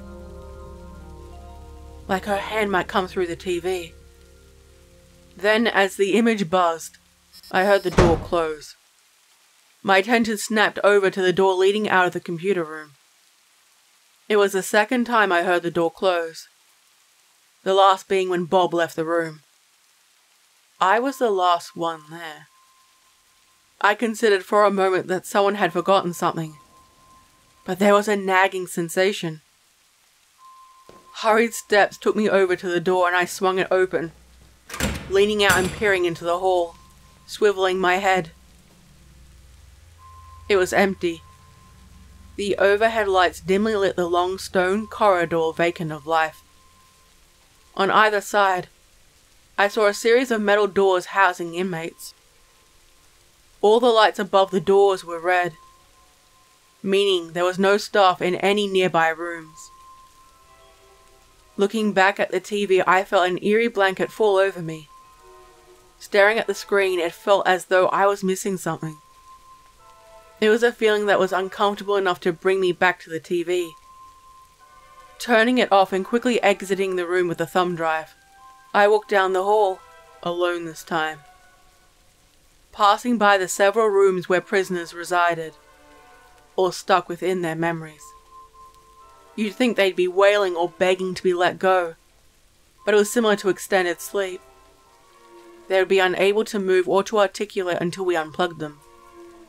And once they are awake, the passage of time will seem like nothing to them. They'll remember how long they were stuck in the dreams, but it will feel like mere minutes they've passed when they wake up. As I stepped down the hallway, hearing my feet echo off the hard surface under me, I swore for a moment. There was another step in the echo. I halted and turned around to face the intrusion, but the hallway was predictably empty. That's what my eyes were telling me anyway. But just like with Walker's memory, I felt like there was a set of eyes on me. And the more I stared into the seemingly endless tunnel, the more that feeling took shape. As the nerves in my chest reached a fever pitch, I shut my eyes tight and took a deep breath. It had been a long day, and a job like this can get to you, so I convinced myself that all I needed was some good sleep. Before long, I found myself in my living quarter hunkering down for the night. As the program was experimental, the high-ups preferred when we leave the building as little as possible. Dim lighting and the hum of soft electrics became my sun and chirping birds. It was a job suited to people without much going on in their lives. No one will miss you. To miss me. I only knew it was morning thanks to the alarm going off, a loud buzz that would rouse all the employees. I found myself walking down the hall again, this time much more crowded as other guards were shuffling into the metal doors, turning the red lights above them green, like ants running through their colony. I wasn't surprised to see Bob already hooking Walker up to the TV. The guy was probably up and at him before the alarm even went off. He looked over at me and gave a quick nod. Must have been a rough night for him. He would occasionally drop hints that he had issues sleeping. About as personal as Bob would ever get with me. We're all set to go. Bob spoke, and sure enough, I could hear the gravel of a sleepless night rattle in his throat. "All right, I'm ready," I replied, pulling the small notepad from my pocket, flipping to the page labeled Walker. I quickly read all the notes about his call I had written down. I and Bob watched in silence as the newest coil played out in front of us. We watched the events unfolding just as they had before. This time, though, we were more interested in the background details. The colour of lamps or the way the moonlight landed on surfaces. Where the side tables were or the clothing that everyone had on. That's impossible.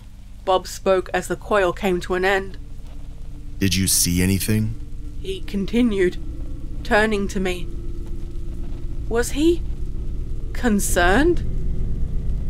No, My words caught in my throat. Play it again. Normally we could just download it and watch the coil in the observation room. But I needed to see it again right there and then. And Bob did too. He moved to the TV and restarted the coil. We watched it again. The silence in the room was so surreal. Like we were both holding our breath in an attempt to soak in all the minute details. It was the same result though. No matter how hard I looked. Nothing changed. Bob stuttered out. That doesn't happen. His voice was shaken. I couldn't blame him. He was right. Even with dramatic memories, it is nearly impossible to recall all the details. This meant upon viewing the coil again, something should have changed, regardless of how insignificant it was. Nothing was out of place. Play it again. Bob, I don't think... Play it again. He asserted himself, stuffing my words back into my chest. Something was pulling at him, something I wasn't quite able to understand. like he knew the punchline before the joke had even started. I wasn't going to press him further, so I restarted the coil for the third time. We watched it all the way to the point where the scars appeared on the little girl's face. In detail, I was once again subject to the way her face just opened up. There was no resistance, and the skin just parted. Then, the coil seemed to freeze. The image of the wounds opening up on her face remained static on the screen. We were static as well, both unflinching, taking in the opportunity to stare at the little girl's face. Has anything changed? Even a speck of dust or a strand of hair out of place? I leaned in. Were all the wounds the same severity as before? Same length? Same amount of blood spilling out? Why? Why was I getting so close?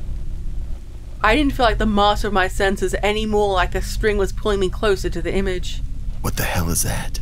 Bob whispered beside me. Once again, though, he wasn't talking to me. I tried to focus more.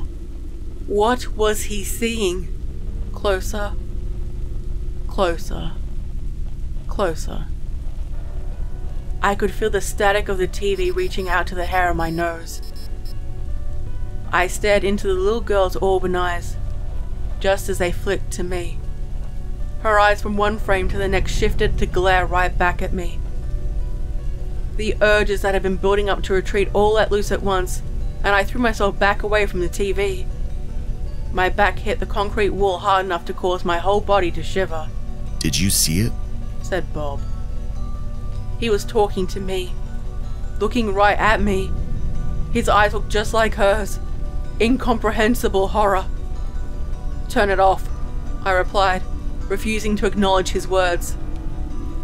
I could see it. It is the best word I could muster. Not a monster or some broken human. An idea. A whisper of something else. Seeing it was like when someone is talking to you but you aren't listening. The way their words mesh and compound into nothing. Background noise. Bob moved to the TV and pressed down on it. The TV stayed on. He had restarted the coil again. It isn't possible. Frustrated, I stood and released myself from the room. My feet hit the pavement hard, smacking the echo through the hall. I could feel the sting through the soles of my shoes. I thought about Alice again, watching her kids wriggle around as she choked the life out of them. This didn't feel like that. Walker was. What he saw was not some...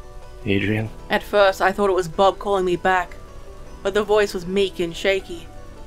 I turned around to see Marty, the glow of the TV cast out on the open door wrapped around his face. He wasn't looking at me though. His gaze was fixated on the door, watching Walker's memory. It's in my head. The way he talked was slow, like his words were being filtered through honey. His face pivoted towards me, moving as slow as his words sounded. It was then, with the assistance of the TV's glow, that I could see, on the right side of his face, the gashes. He whispered soft words that were loud enough to hear, but quiet enough it took my brain a moment to comprehend what he was saying. By the time I deciphered those words, the lights above us went out. I was only able to see Marty because the TV in Walker's room was still on, and with the lights out, it seemed more present than ever. The grey light punctured the open wounds on the side of Marty's face, globs of blood oozing out. They were as fresh as could be. Not just fresh, they were being created right before my eyes. The light from the TV seemed to almost lead the opening of wounds. My feet were moving back, the rubber from my shoes scruffing against the floor as Marty watched my retreat. Just as the thought to turn around entered my sight, Marty's body was thrown to the side. He looked like the other kid did in the memory, the way his body slammed against the concrete wall. I couldn't hear what it sounded like when I watched Walker's memory, but with Marty, in that big empty hall, I heard the noise echo over and over. A wet towel hitting the bathroom floor. That smack resounded. It was a noise that almost made Marty seem more like an object. Humans shouldn't ever sound that way. His body was mangled as it pressed against the wall. That one hard hit was enough to crumble his arm and twist his leg. When his body dropped, he looked like a doll, stuffed with cotton and straw. There was no rigid structure underneath his skin anymore, just broken bones free to twist whichever way they like. It was difficult, trying to catch a good breath as I tried to observe the idea that was standing over Marty's corpse. It was an etching of a figure, like someone had carved their initials under a bark tree and replaced the bark. It was there. I knew it was there. It crawled through my thoughts, but my eyes told me I was alone in that hallway. My mind, the part of my consciousness, saw myself as prey. It screamed, howled for me to run. I turned, facing the long and dark empty hallway, illuminated only by the red lights present above each door. They ran on a different battery to make sure that the doors always remained locked. My feet started moving quickly. The change in pace was almost as jarring as I zipped by the first pair of red lights. The lights hardly helped. If I needed to navigate any obstacles, I'd have been out of luck. And out of luck I was. Pressing past the third set of lights, I felt my toes cram into something laying on the floor. I was at full sprint at this point, and was helpless against the forward momentum that was throwing me to the ground. My elbows came up, but they afforded me very little comfort as I slammed into the concrete floor. Again, my body shivered and racked with pain, elbows feeling like they might shatter from the lightest touch. Momentarily rolling into a ball, I could feel the adrenaline surging through me. It hurt like hell, but I had the energy to rise, keep running. I looked back, my eyes becoming used to the darkness. I could see what I had tripped over. It was Samantha. She hadn't said anything at the time, but she was there among the audience that watched Walker's tape in the observation room. She was a superstitious one. I'd always wondered why she took this job. Though it didn't matter anymore. Her superstitions had caught up with her. Upon first glance, I actually thought, wow, was she always this tall? But with the small bit of red lighting that fell on her, I could see clear enough. Her body had been bifurcated. Legs and torso became separate entities or lying apart from one another. The thing had ripped the girl right in half. After seeing the footage, it must have gone into her head something awful. That must be how it works. It gets in your head just enough. Just reaching far enough into our reality that we should be affected by it. And affected by it we all were. As I scrambled back to my feet, ready to continue my retreat, I looked down the hall and could see shapes. Crumbled over areas of richer darkness. Silhouettes of all shapes and sizes lining the hall. Co-workers, all motionless and desecrated. I was thankful the lights overhead had gone out, though I admit my mind flutters with the thought of what those bodies look like. How they might be mangled. What creative liberties did this thing take when it crept into their minds? How did it spread so much? Was even just the word of mouth enough to implant the idea of it? As I was thankful for the lights being off, I remembered that the break room also ran on a separate battery, the same as the door locks. So in the event of a power outage, staff would have somewhere to go. That's where I headed. The whole time I could feel that thing right behind me. No, maybe that's not right. It was there with me, lingering in my thoughts. Every time my mind would wander to its existence, every time I tried to understand it, I could feel it closing in on me. It was chasing me not physically, but within my head. I reached the break room and was relieved to be bathed in its lights. Even more relieved to see that I was the only one there. I was worried it would be filled with the same carnage that was present in the hall. Though the fact I was the only one there meant that the same carnage was likely to spread much further than I thought. I got as far as I could away from the door. Whatever good I thought that would do me. There it was. On the floor, a white shard of glass I had missed. I reached down and picked the shard up. Held it. That plate was the last clear thought I had since meeting Walker. Sitting there undisturbed all this time, I stared at it as it rested in my hand. My habit of zoning out creeping its way even at a time like that. It was there, with a clear head that drifted far away from the massacre I left behind, that the intrusive thought was free to wiggle in. My fingers wrapped around the shard tightly. I could feel the edges of it digging into my skin. I didn't even hesitate.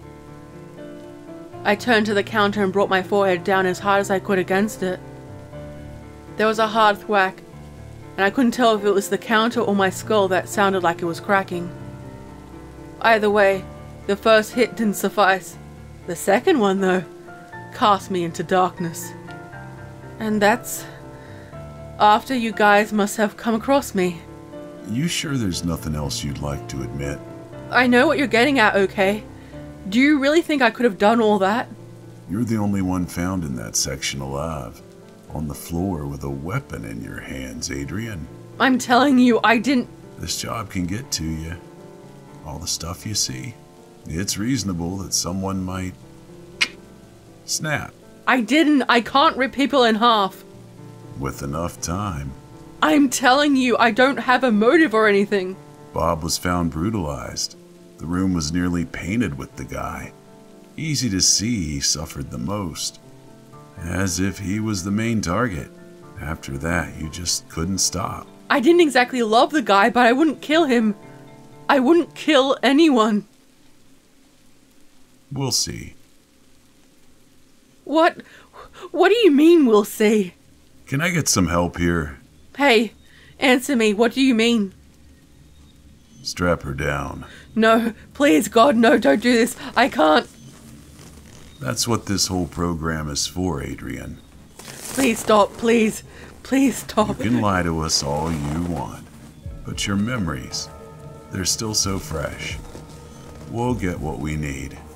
You know how it works. Pluck the truth right out of you. Oh, no, oh God. Don't watch it. Okay, I did it. I killed them all one after another. I couldn't take the job anymore. Please, just... Please, don't let it in. Whatever you see in my memories, don't let it in.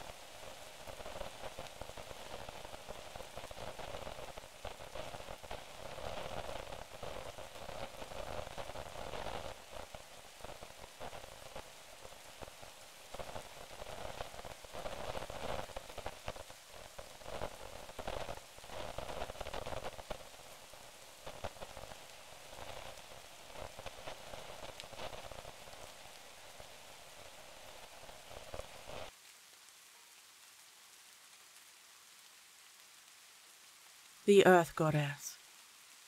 Written and narrated by Lady Spookaria. The Earth Goddess never spoke to me. I was among the chosen 7 to be picked before I bled.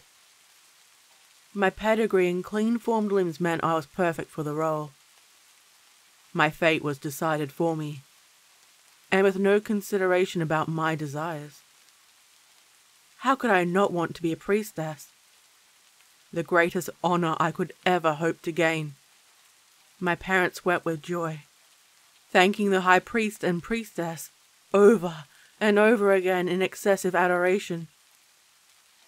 I was taken from my home with great celebration and fanfare. The honor it brought the family was great, and no doubt they would use it later for political gain. There was so much excitement in the household that I would become one of the sacred women. The high priest took one of my hands and the high priestess took the other. My head swam with the overwhelming aroma of their perfumes. I stared up at them and no one was paying attention to me. They spoke above me, with blurred words, and there was an exchange of coin. I wanted to go back to bed. I wanted the comfort of all things familiar. My parents said their goodbyes over-enthusiastically, and my siblings silently watched.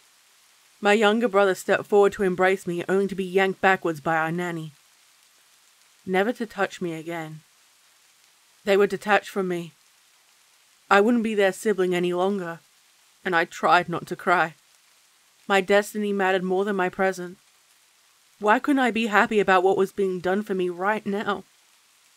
Why wouldn't they speak to me?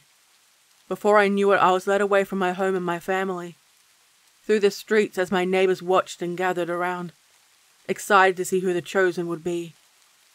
I was the only girl from my village who was selected. Some were celebrating, happy for my family, while others watched with envy in their hearts.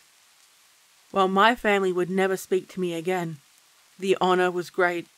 The town mayor, a man who always had questionable morals, watched me with dead, cold eyes. I saw it briefly. In the blink of an eye, the look was gone. None of the others noticed the look in his eyes, or truly cared. We kept walking, and their figures became smaller every time I looked back. My parents continued to weep in the distance. They would have a feast and a mock funeral. In the eyes of the family, I passed into the world of the dead, and would now be reborn. The priestess leaned down to me and told me to be happy, that the Earth Goddess doesn't just choose anyone. The journey to the Temple Mountain Temple was long, and my legs had begun to ache. I needed to keep up with them, and rushed to match my gait with theirs. I suppose the hurt was visible on my face. Everyone else was happy, yet all I wanted to do was go home and play with my dolls. Where I belonged. I had been to the temple before, twice. Once when I was brought into the world where the placenta was left to rot in the middle pit with the others. My older brother told me the smell made him sick, and had joined many others there.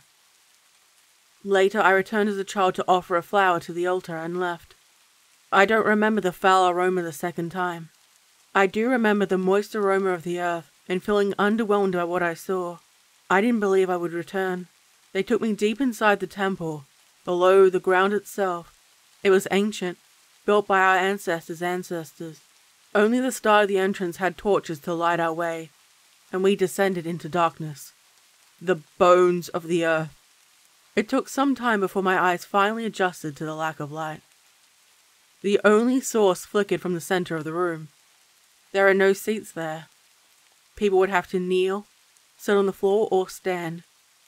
The floor was a mixture of earth and worn-down stone. My bare feet could feel the circular engravings made into it. I could smell the scent of the moss fill my nostrils. The temperature changed and it was quite cool down here. There were water droplets dripping down and it was relaxing to listen to. Still, neither priest nor priestess spoke to me. In the center of the room, the altar to the goddess stood. The stained offering bowls were bare. No children had been born for many years, and there were whispers about her lack of favor. The statue was etched out of stone, in a time long ago and brought here from a distant land. There were different stories about her. For some, she was the first divine being. Others, she was the daughter of one god or another, and each person seemed to bicker on which version was correct, or pure falsehood.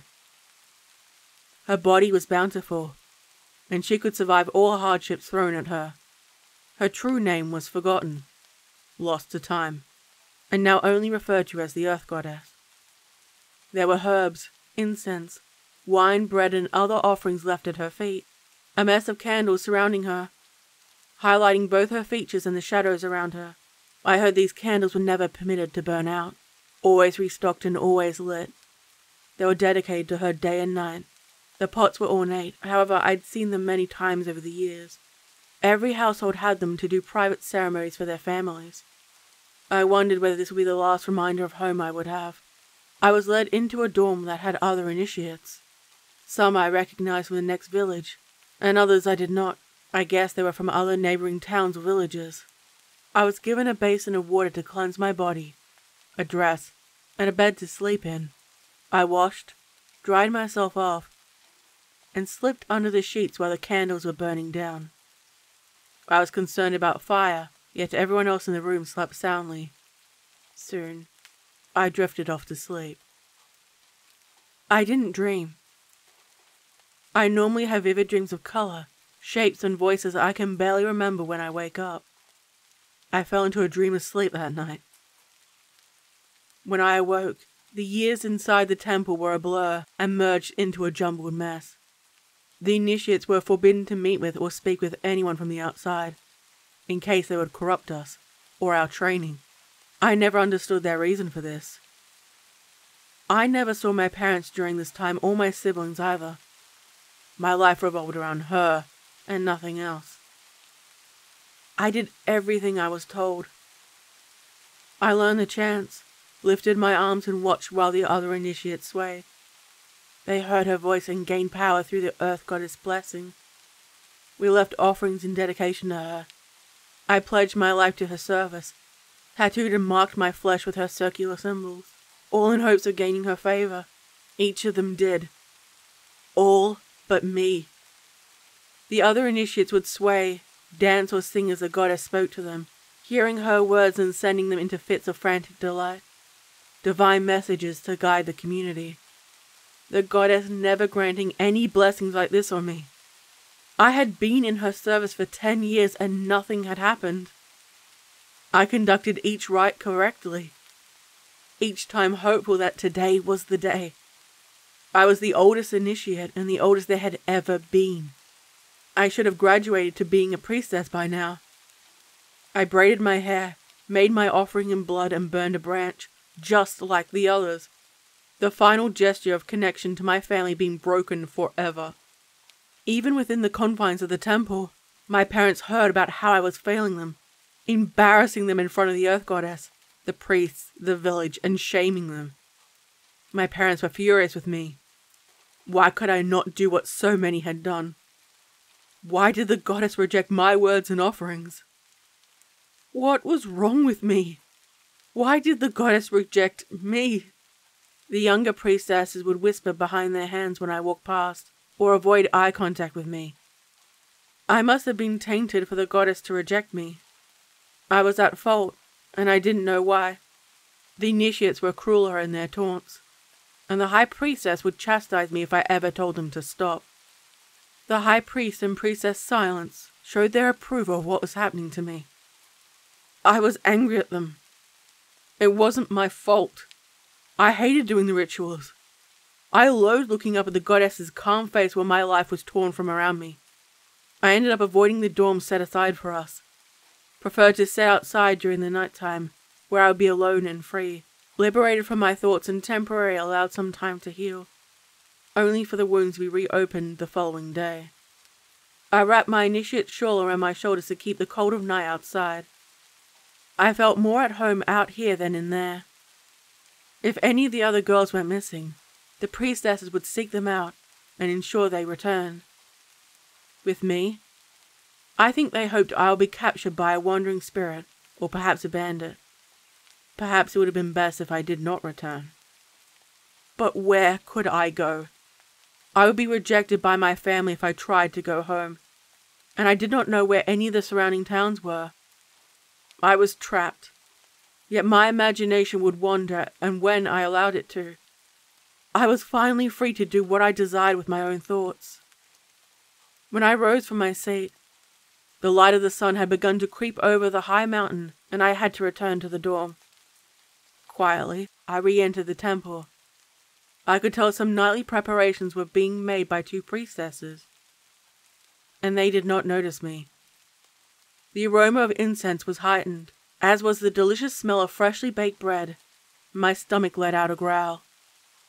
Only the priestesses were permitted to taste the sacred bread. The two of them chatted casually while they worked.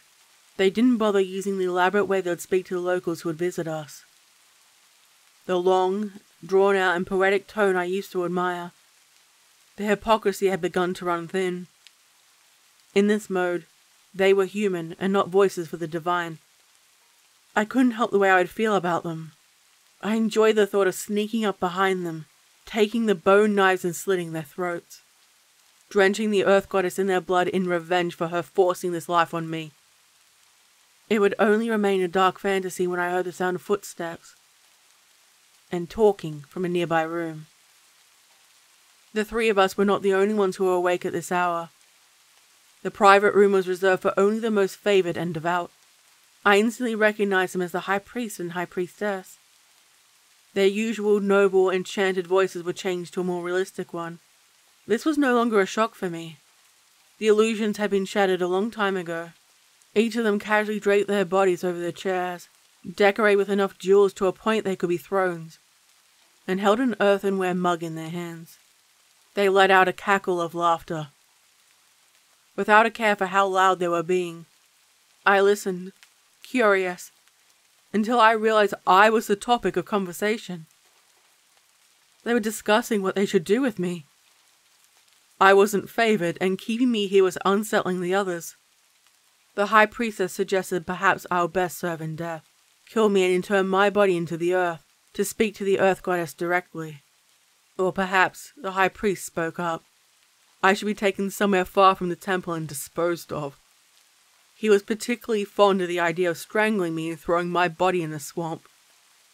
They considered each option, and decided on the latter.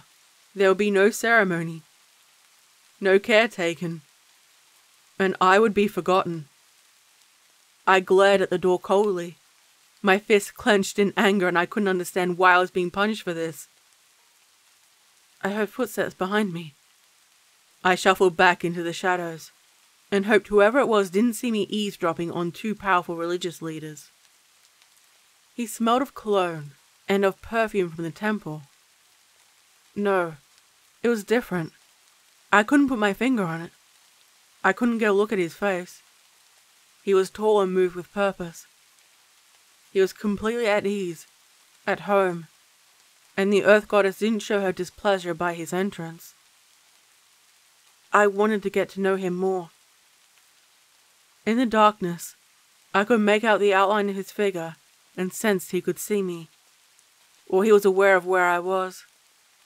The high priest and high priestess were revered within the community. They were on equal status with a distant lord I had never seen. No one dared to challenge their verdict or decisions, because they spoke with the wisdom of the earth goddess. They looked frightened at the sight of the figure. They shrank back from him, their proud demeanors broken, and it only intrigued me further. With their heads bowed in reverence, he slowly walked around the room, and I couldn't make out what he was saying. He stopped in his tracks. His glove hand lifted, and the heavy door slammed shut behind him with a thud. I couldn't hear what was happening. It was silent. The torches and candles flickered and dimmed uncharacteristically. I scurried off to the dorms. Still cold, I curled up into bed and tried to get to sleep. The chill air still clung to my body, and even the tightly wrapped sheets did not quickly warm me up. I didn't regret going out late.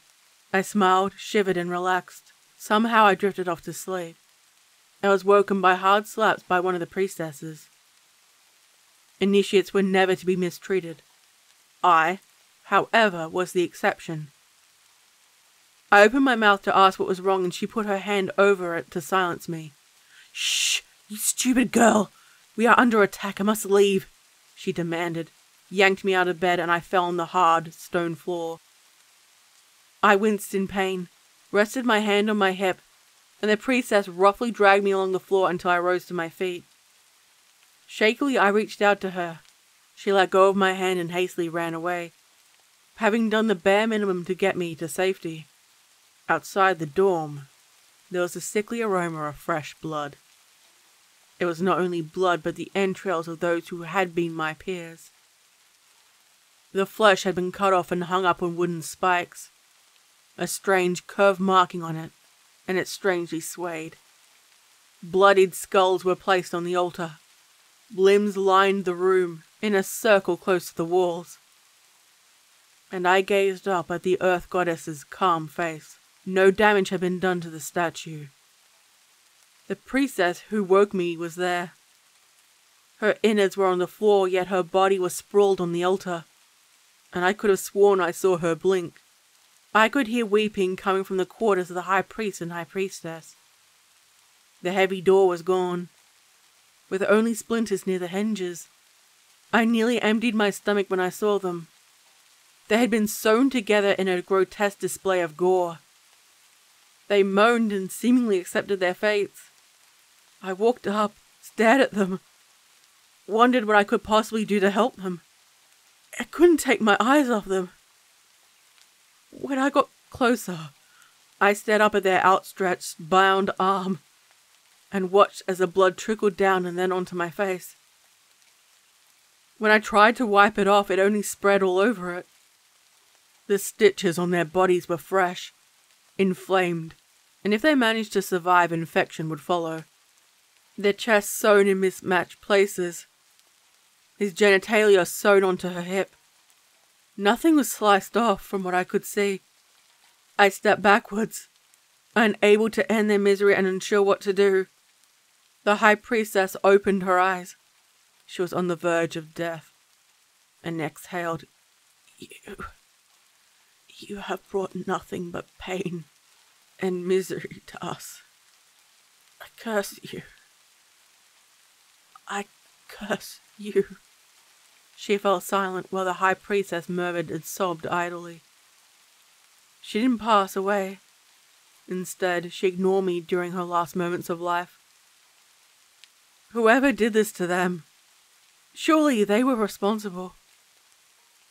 I slunk away, wrapped my arms around myself and went back into the main area, where the statue and altar resided. The only sound I could hear was my heartbeat, the dripping water, and the muffled rain outside. I was frightened people would come and I'd be blamed for the events that took place here. I rushed to the exit, still in the shift I slept in, and made my way out. Surely my family would help me. It had been many years since they saw me last when they came to the temple and made their offerings. And, of course, they were angry I could not live up to their expectations. Surely, they still loved me. It had been a decade since I left the Earth Temple, the cave, and being out in the real world. My few moments outside were glimpses. It was still dark. The only light came from the moon and the flickering candles within the homes. I didn't forget. I could never forget my family home, and I smiled when I saw it. They were the only people I had left. I smacked the wooden door with the palm of my hand. No one came. I struck it harder before using my fists on the door, and not even my intrusive neighbors opened their doors. I had nearly given up hope when the door opened. I fell on my mother, my white shift stained from mud and blood, and my face a mess. She struck my face, hard. I fell back with my hand on my face and stared up at her. "All you have ever done is bring us ruin, and you dare crawl back here," she bellowed at me. She pointed her finger at the door where I entered, bidding me to leave. It hadn't been that long. Surely they didn't know about the temple and the inhabitants being destroyed, right? I wasn't to blame for the destruction. Then I took a better look inside the home. Many valuables I remembered from my childhood were gone. The paint was scaling off the walls. My mother's night shift was old and had holes in it.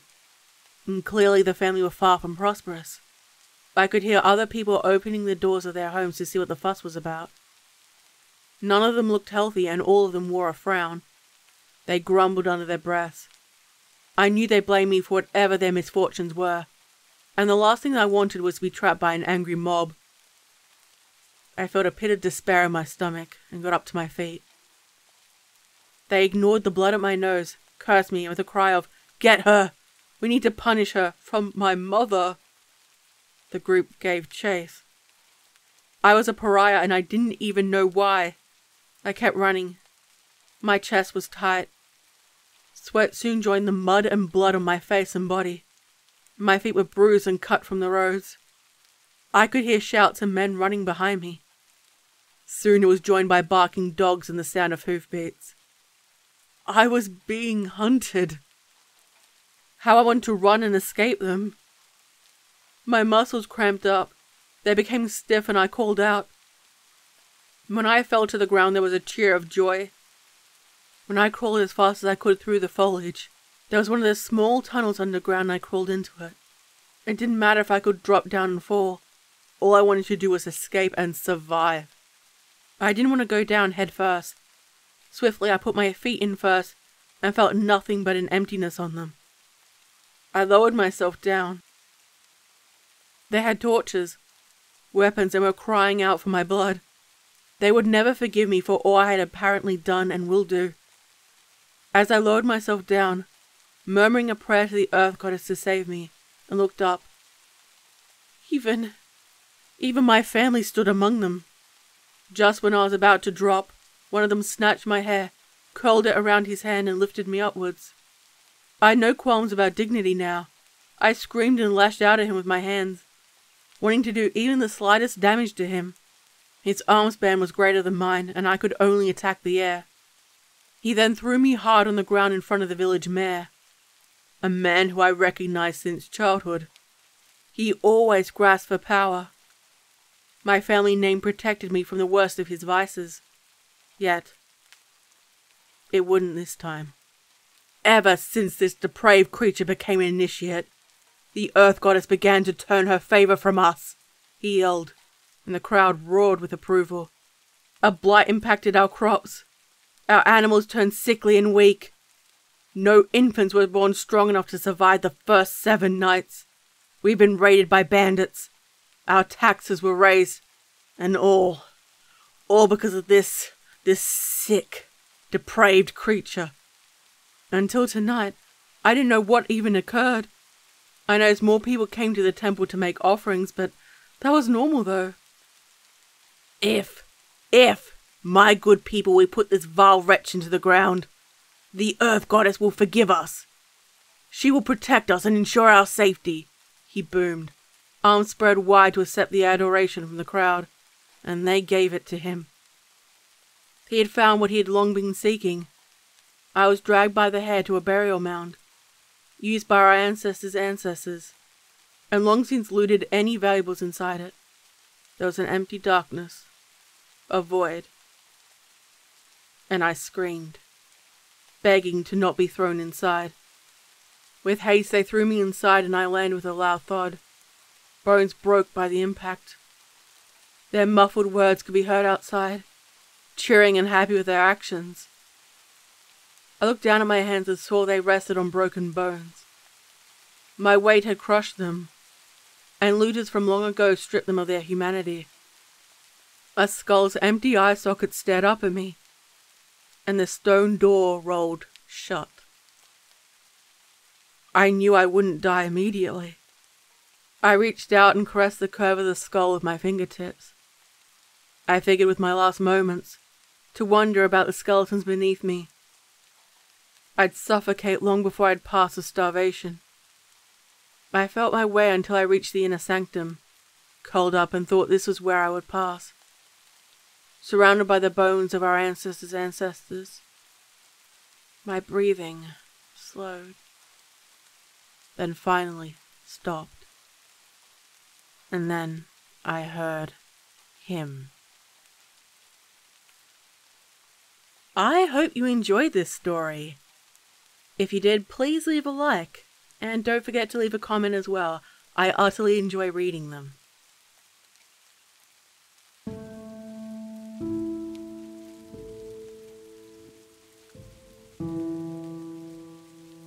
Now you can see me. Who? Who was this?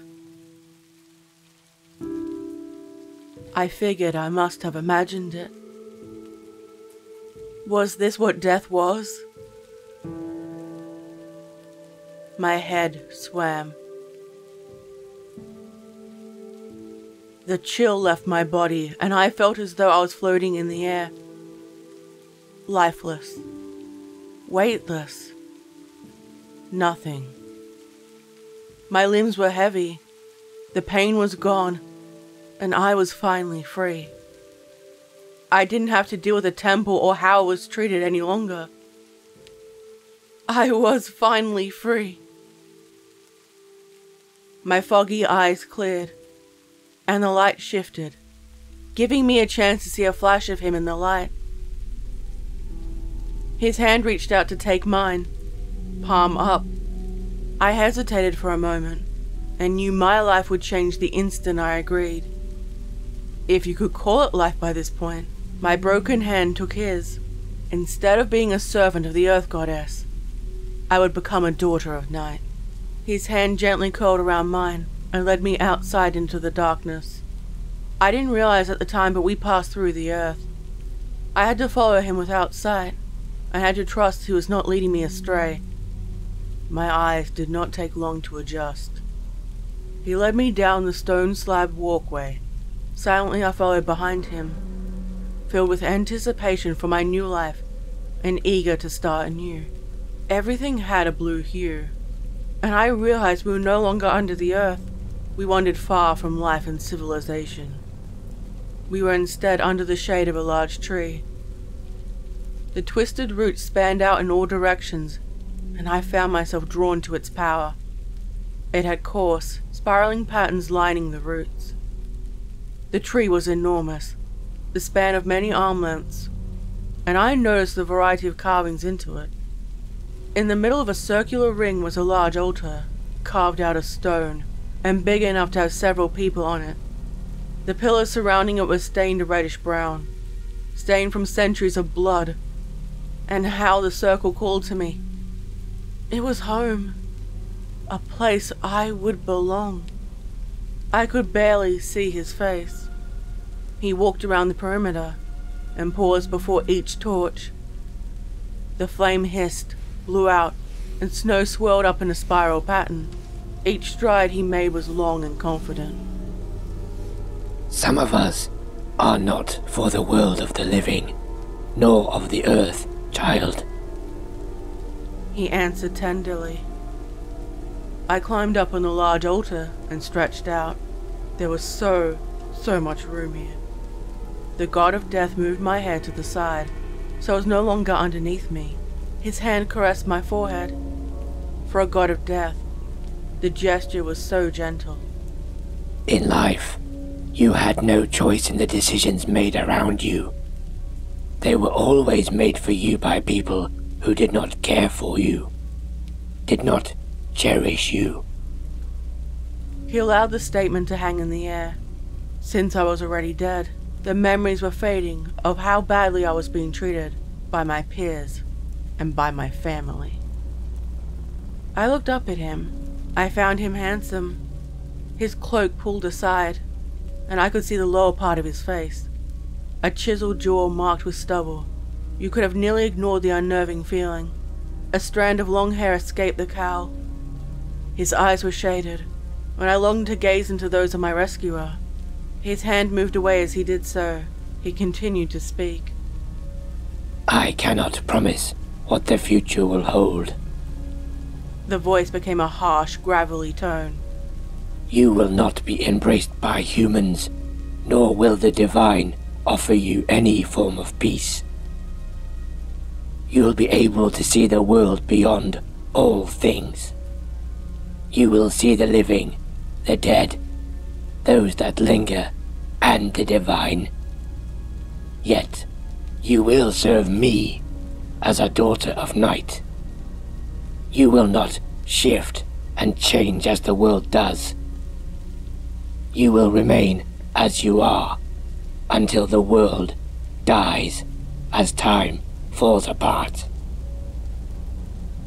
I listened, comfortable and relaxed on the altar. No pain, no misery, Time no longer concerned me. I smiled, delirious and happy. I cannot explain what this will do to you. Some daughters of night lose their minds through time, and the others must hunt them down. He continued. I could hear him yet couldn't truly understand his words. I gazed up at the timeless tree, the long spanning branches, and only the sound of the bird's song in the distance, his words, and my ears longed to hear my heartbeat. My chest still rose and fell, mimicking breathing for air that I no longer needed. I could see shadows moving around me. Some people I recognized, and strangers wearing foreign clothing. It did not resemble anything I had ever seen before. The shadows murmured under their breaths. Words understood, forgotten, and unknown. I need your answer. Will you become a daughter of night? The question hung silently in the air. I didn't know what the other options were. How could I refuse my liberator? The one who saved me in death and blood. The god of death, my savior. I exhaled and no breath came out. Yes, I whispered. I will become a daughter of night. The god of death lifted the cowl so I could finally see his face. He was neither old nor young. There were no lines on his face to indicate that he smiled. His eyes were deep set, and I couldn't make out the color. He leaned down, and the remnants of my senses picked up on the aroma of the earth. A sweetness. And there was something my memory clung to yet could not remember the name. His forearms rested on either side of my head, and his head was low. His left hand morphed, surrounded by a swirling mist, into a shadow. A boned finger and thumb held open my eyelid. His other hand clasped beneath the lower part of his jaw. Nails pulling it off his skin tore from flesh, and revealed a bloody skull. His eyes were now hollow pits, void of life, and the fascination drew me in. My hand lifted to caress his cheek, and the other rested on his forearm. Soon my other eye was being held open, a twin to the other. A mist swirled and left his body before entering mine. I saw 1,000 deaths before I lost count of them. Some were in agony, while others were peaceful. I felt a contrast of emotions.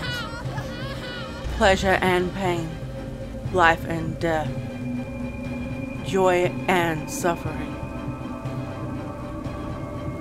My muscles twisted and contorted, fresh and reborn. My spirit body was regrowing, one made out of flesh and bone. A new one. The tree murmured in a language unknown, ancient and with the whisper of the earth. My back arched to lift off the stone altar. I heard my bones crack, and frozen air filled my lungs. It burned my throat, and I shot up, gripping my hands to my head, drowned by thousands of voices I never knew existed. I shook my head, screamed, and even struck my own face in an attempt to get the sounds to stop.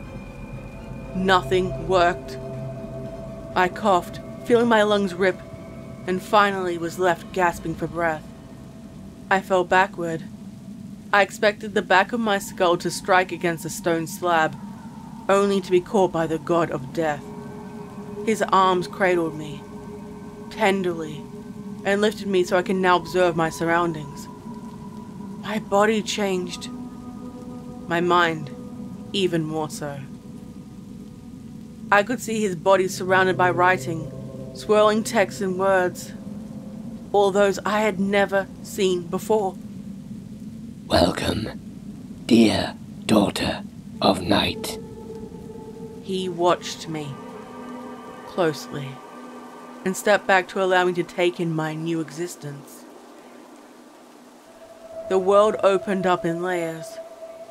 It overwhelmed me. Memories, each and every painful one from when I was alive, returned, I screamed in pain and fury. My fingers carved into the surface of the sacrificial table, teeth bared like an animal. And I knew it was time. I want revenge on them. I growled, gazed up at his calm, stoic face. The god of death was silent. His hand offered to me, again, to assist me down from the stone slab, and I accepted it. My cold hand connected to his bone one. Touch felt different now. Everything gave off small vibrations, and together we walked. Passages of time and space rushed past us. Figures alien and normal to me as we walked back. The process then unknown to me. I trusted the god to lead me through this new world. He took me back to my village. They were going about their days as though nothing had happened. No one mourned my passing. I opened my mouth to speak, and one of the village women walked straight through me. I stared at her, only for a little boy to run through me, and he stopped, shivered, and turned to look where I stood. Only a blessed few could see us, most could not, and I smiled at this new ability I had. They can only see you if you permit them, or they are close to death, he explained, gestured with his hand in the direction of a sickly woman. It would not be long until he would come to claim her too. I could practically smell it. We saw my parents' house, and he did not stop me from walking inside. None of them could see me, no matter how much I wanted them to. No matter how much I screamed at them, cursed them, and berated them. They kept going through their day as though nothing had happened. I heard a faint sound, like the muffled sound of sobbing from one of the bedrooms, and I went to investigate. The god of death watched, mostly silent as I explored the world and followed. I saw my mother, curled up in a ball. Her body jerked, a muffled sob from her mouth that she desperately tried to keep hidden. I came closer. I could see the whites of her knuckles, and her face was red, tear-stained. In each choking sob, she murmured, my name, and why. Her body was fragile, looking far older than her years, and I felt a pang of guilt. I turned around and walked through the wall. My father was speaking to the mayor. My father was a proud man. He would often speak of our lineage and the family pride. My family were prosperous and well-favored at one point. To see him grovel filled my heart with a terrible pain. I could only hear broken fragments of what they were saying. Or rather, what the mayor was saying to my father. They knew the head priest and priestess had been brutally slain. The mayor paced back and forth, his senses heightened, hostile, and... He is terrified. I believe he believed you would destroy him. The god of death smirked, and I had a feeling he was encouraging me. If you decide to destroy him, you could liberate your family. Yet, you need to let go of your revenge on them. Or, you could destroy them all. The two options offered, and I didn't know which to take. I could have torn them apart, yet that was not what I wanted. I desired to mark their souls. The choice before me. Death would be swift, passing before they would move on to their next life. And their souls would be free. Or you could keep their souls wandering forever. His words interrupting my thoughts. I didn't notice the change around me. We had gone back in time. My parents' home was the same as when I left. The signs of wealth returned. The quality of the clothing improved, and everyone looked well fed. I walked through the wall without realizing it to hear the commotion outside. It was the day I was taken to serve the earth goddess in her temple. Young me held the high priest and high priestess's hands. All my family was so happy, and the town looked truly prosperous. Buildings were maintained and painted vibrant colors. No one looked gaunt or sickly. I realized now, 2 out of 3 were dead. So many of the population had died. So many of my family had died. It was time for me to seek revenge. You can... He paused, gestured in the air and thought about his next words. request the assistance of other members of the deceased to aid you. Who best to serve me now? My thought instantly went to the priest and priestess to assist me. I knew where they were buried, and together we went to the earth mound and saw the entranceway. The protective markings glowed a vibrant blue. It took me a moment to realize how protected the high-ranked dead were from the beings that wander. I walked inside. Their bodies had been pried apart to bury them with honors and dignity. No doubt the mayor wished for the matter to be dealt with as quickly as possible. Tell them to rise, daughter. It is their time. How many of them? All of them. His hand turned the protective talismans of the head priest and priestess to dust. Instinctively, I knew what to do. I lifted my hands outward, palms down towards the remains of the two who destroyed my life, curled my fingertips and lifted.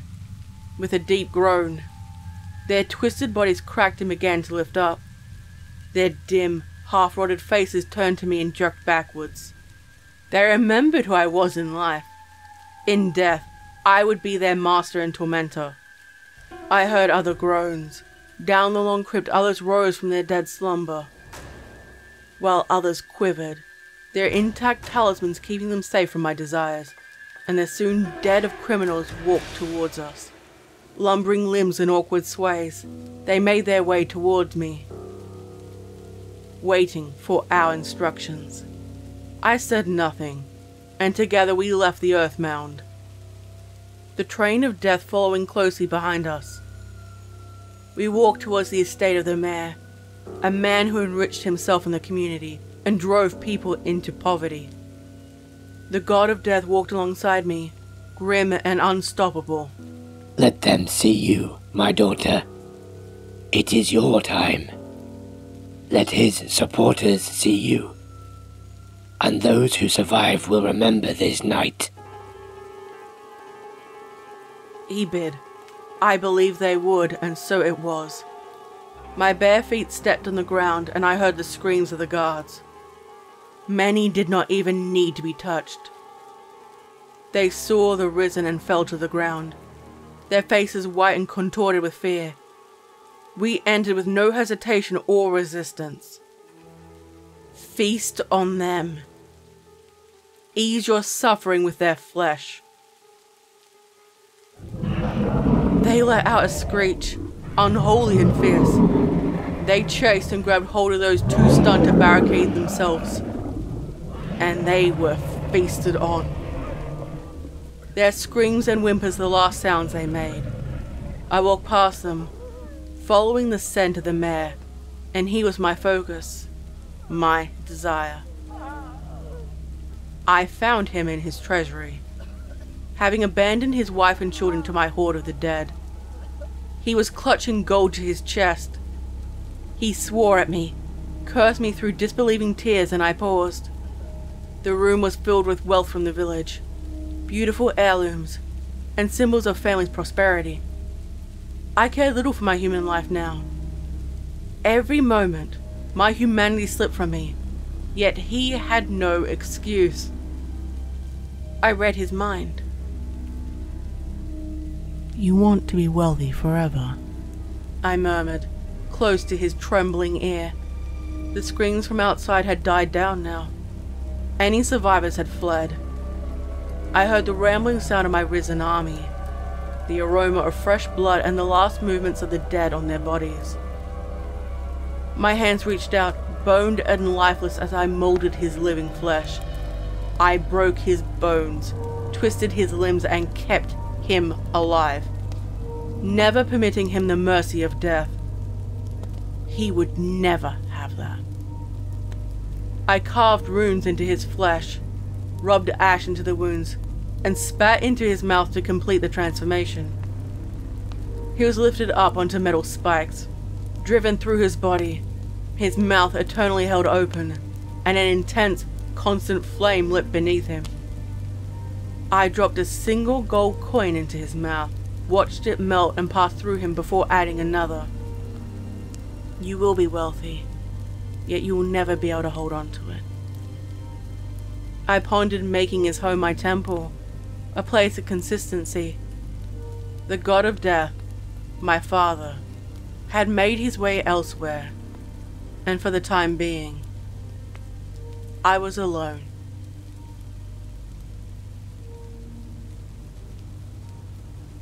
I knew I would see him again.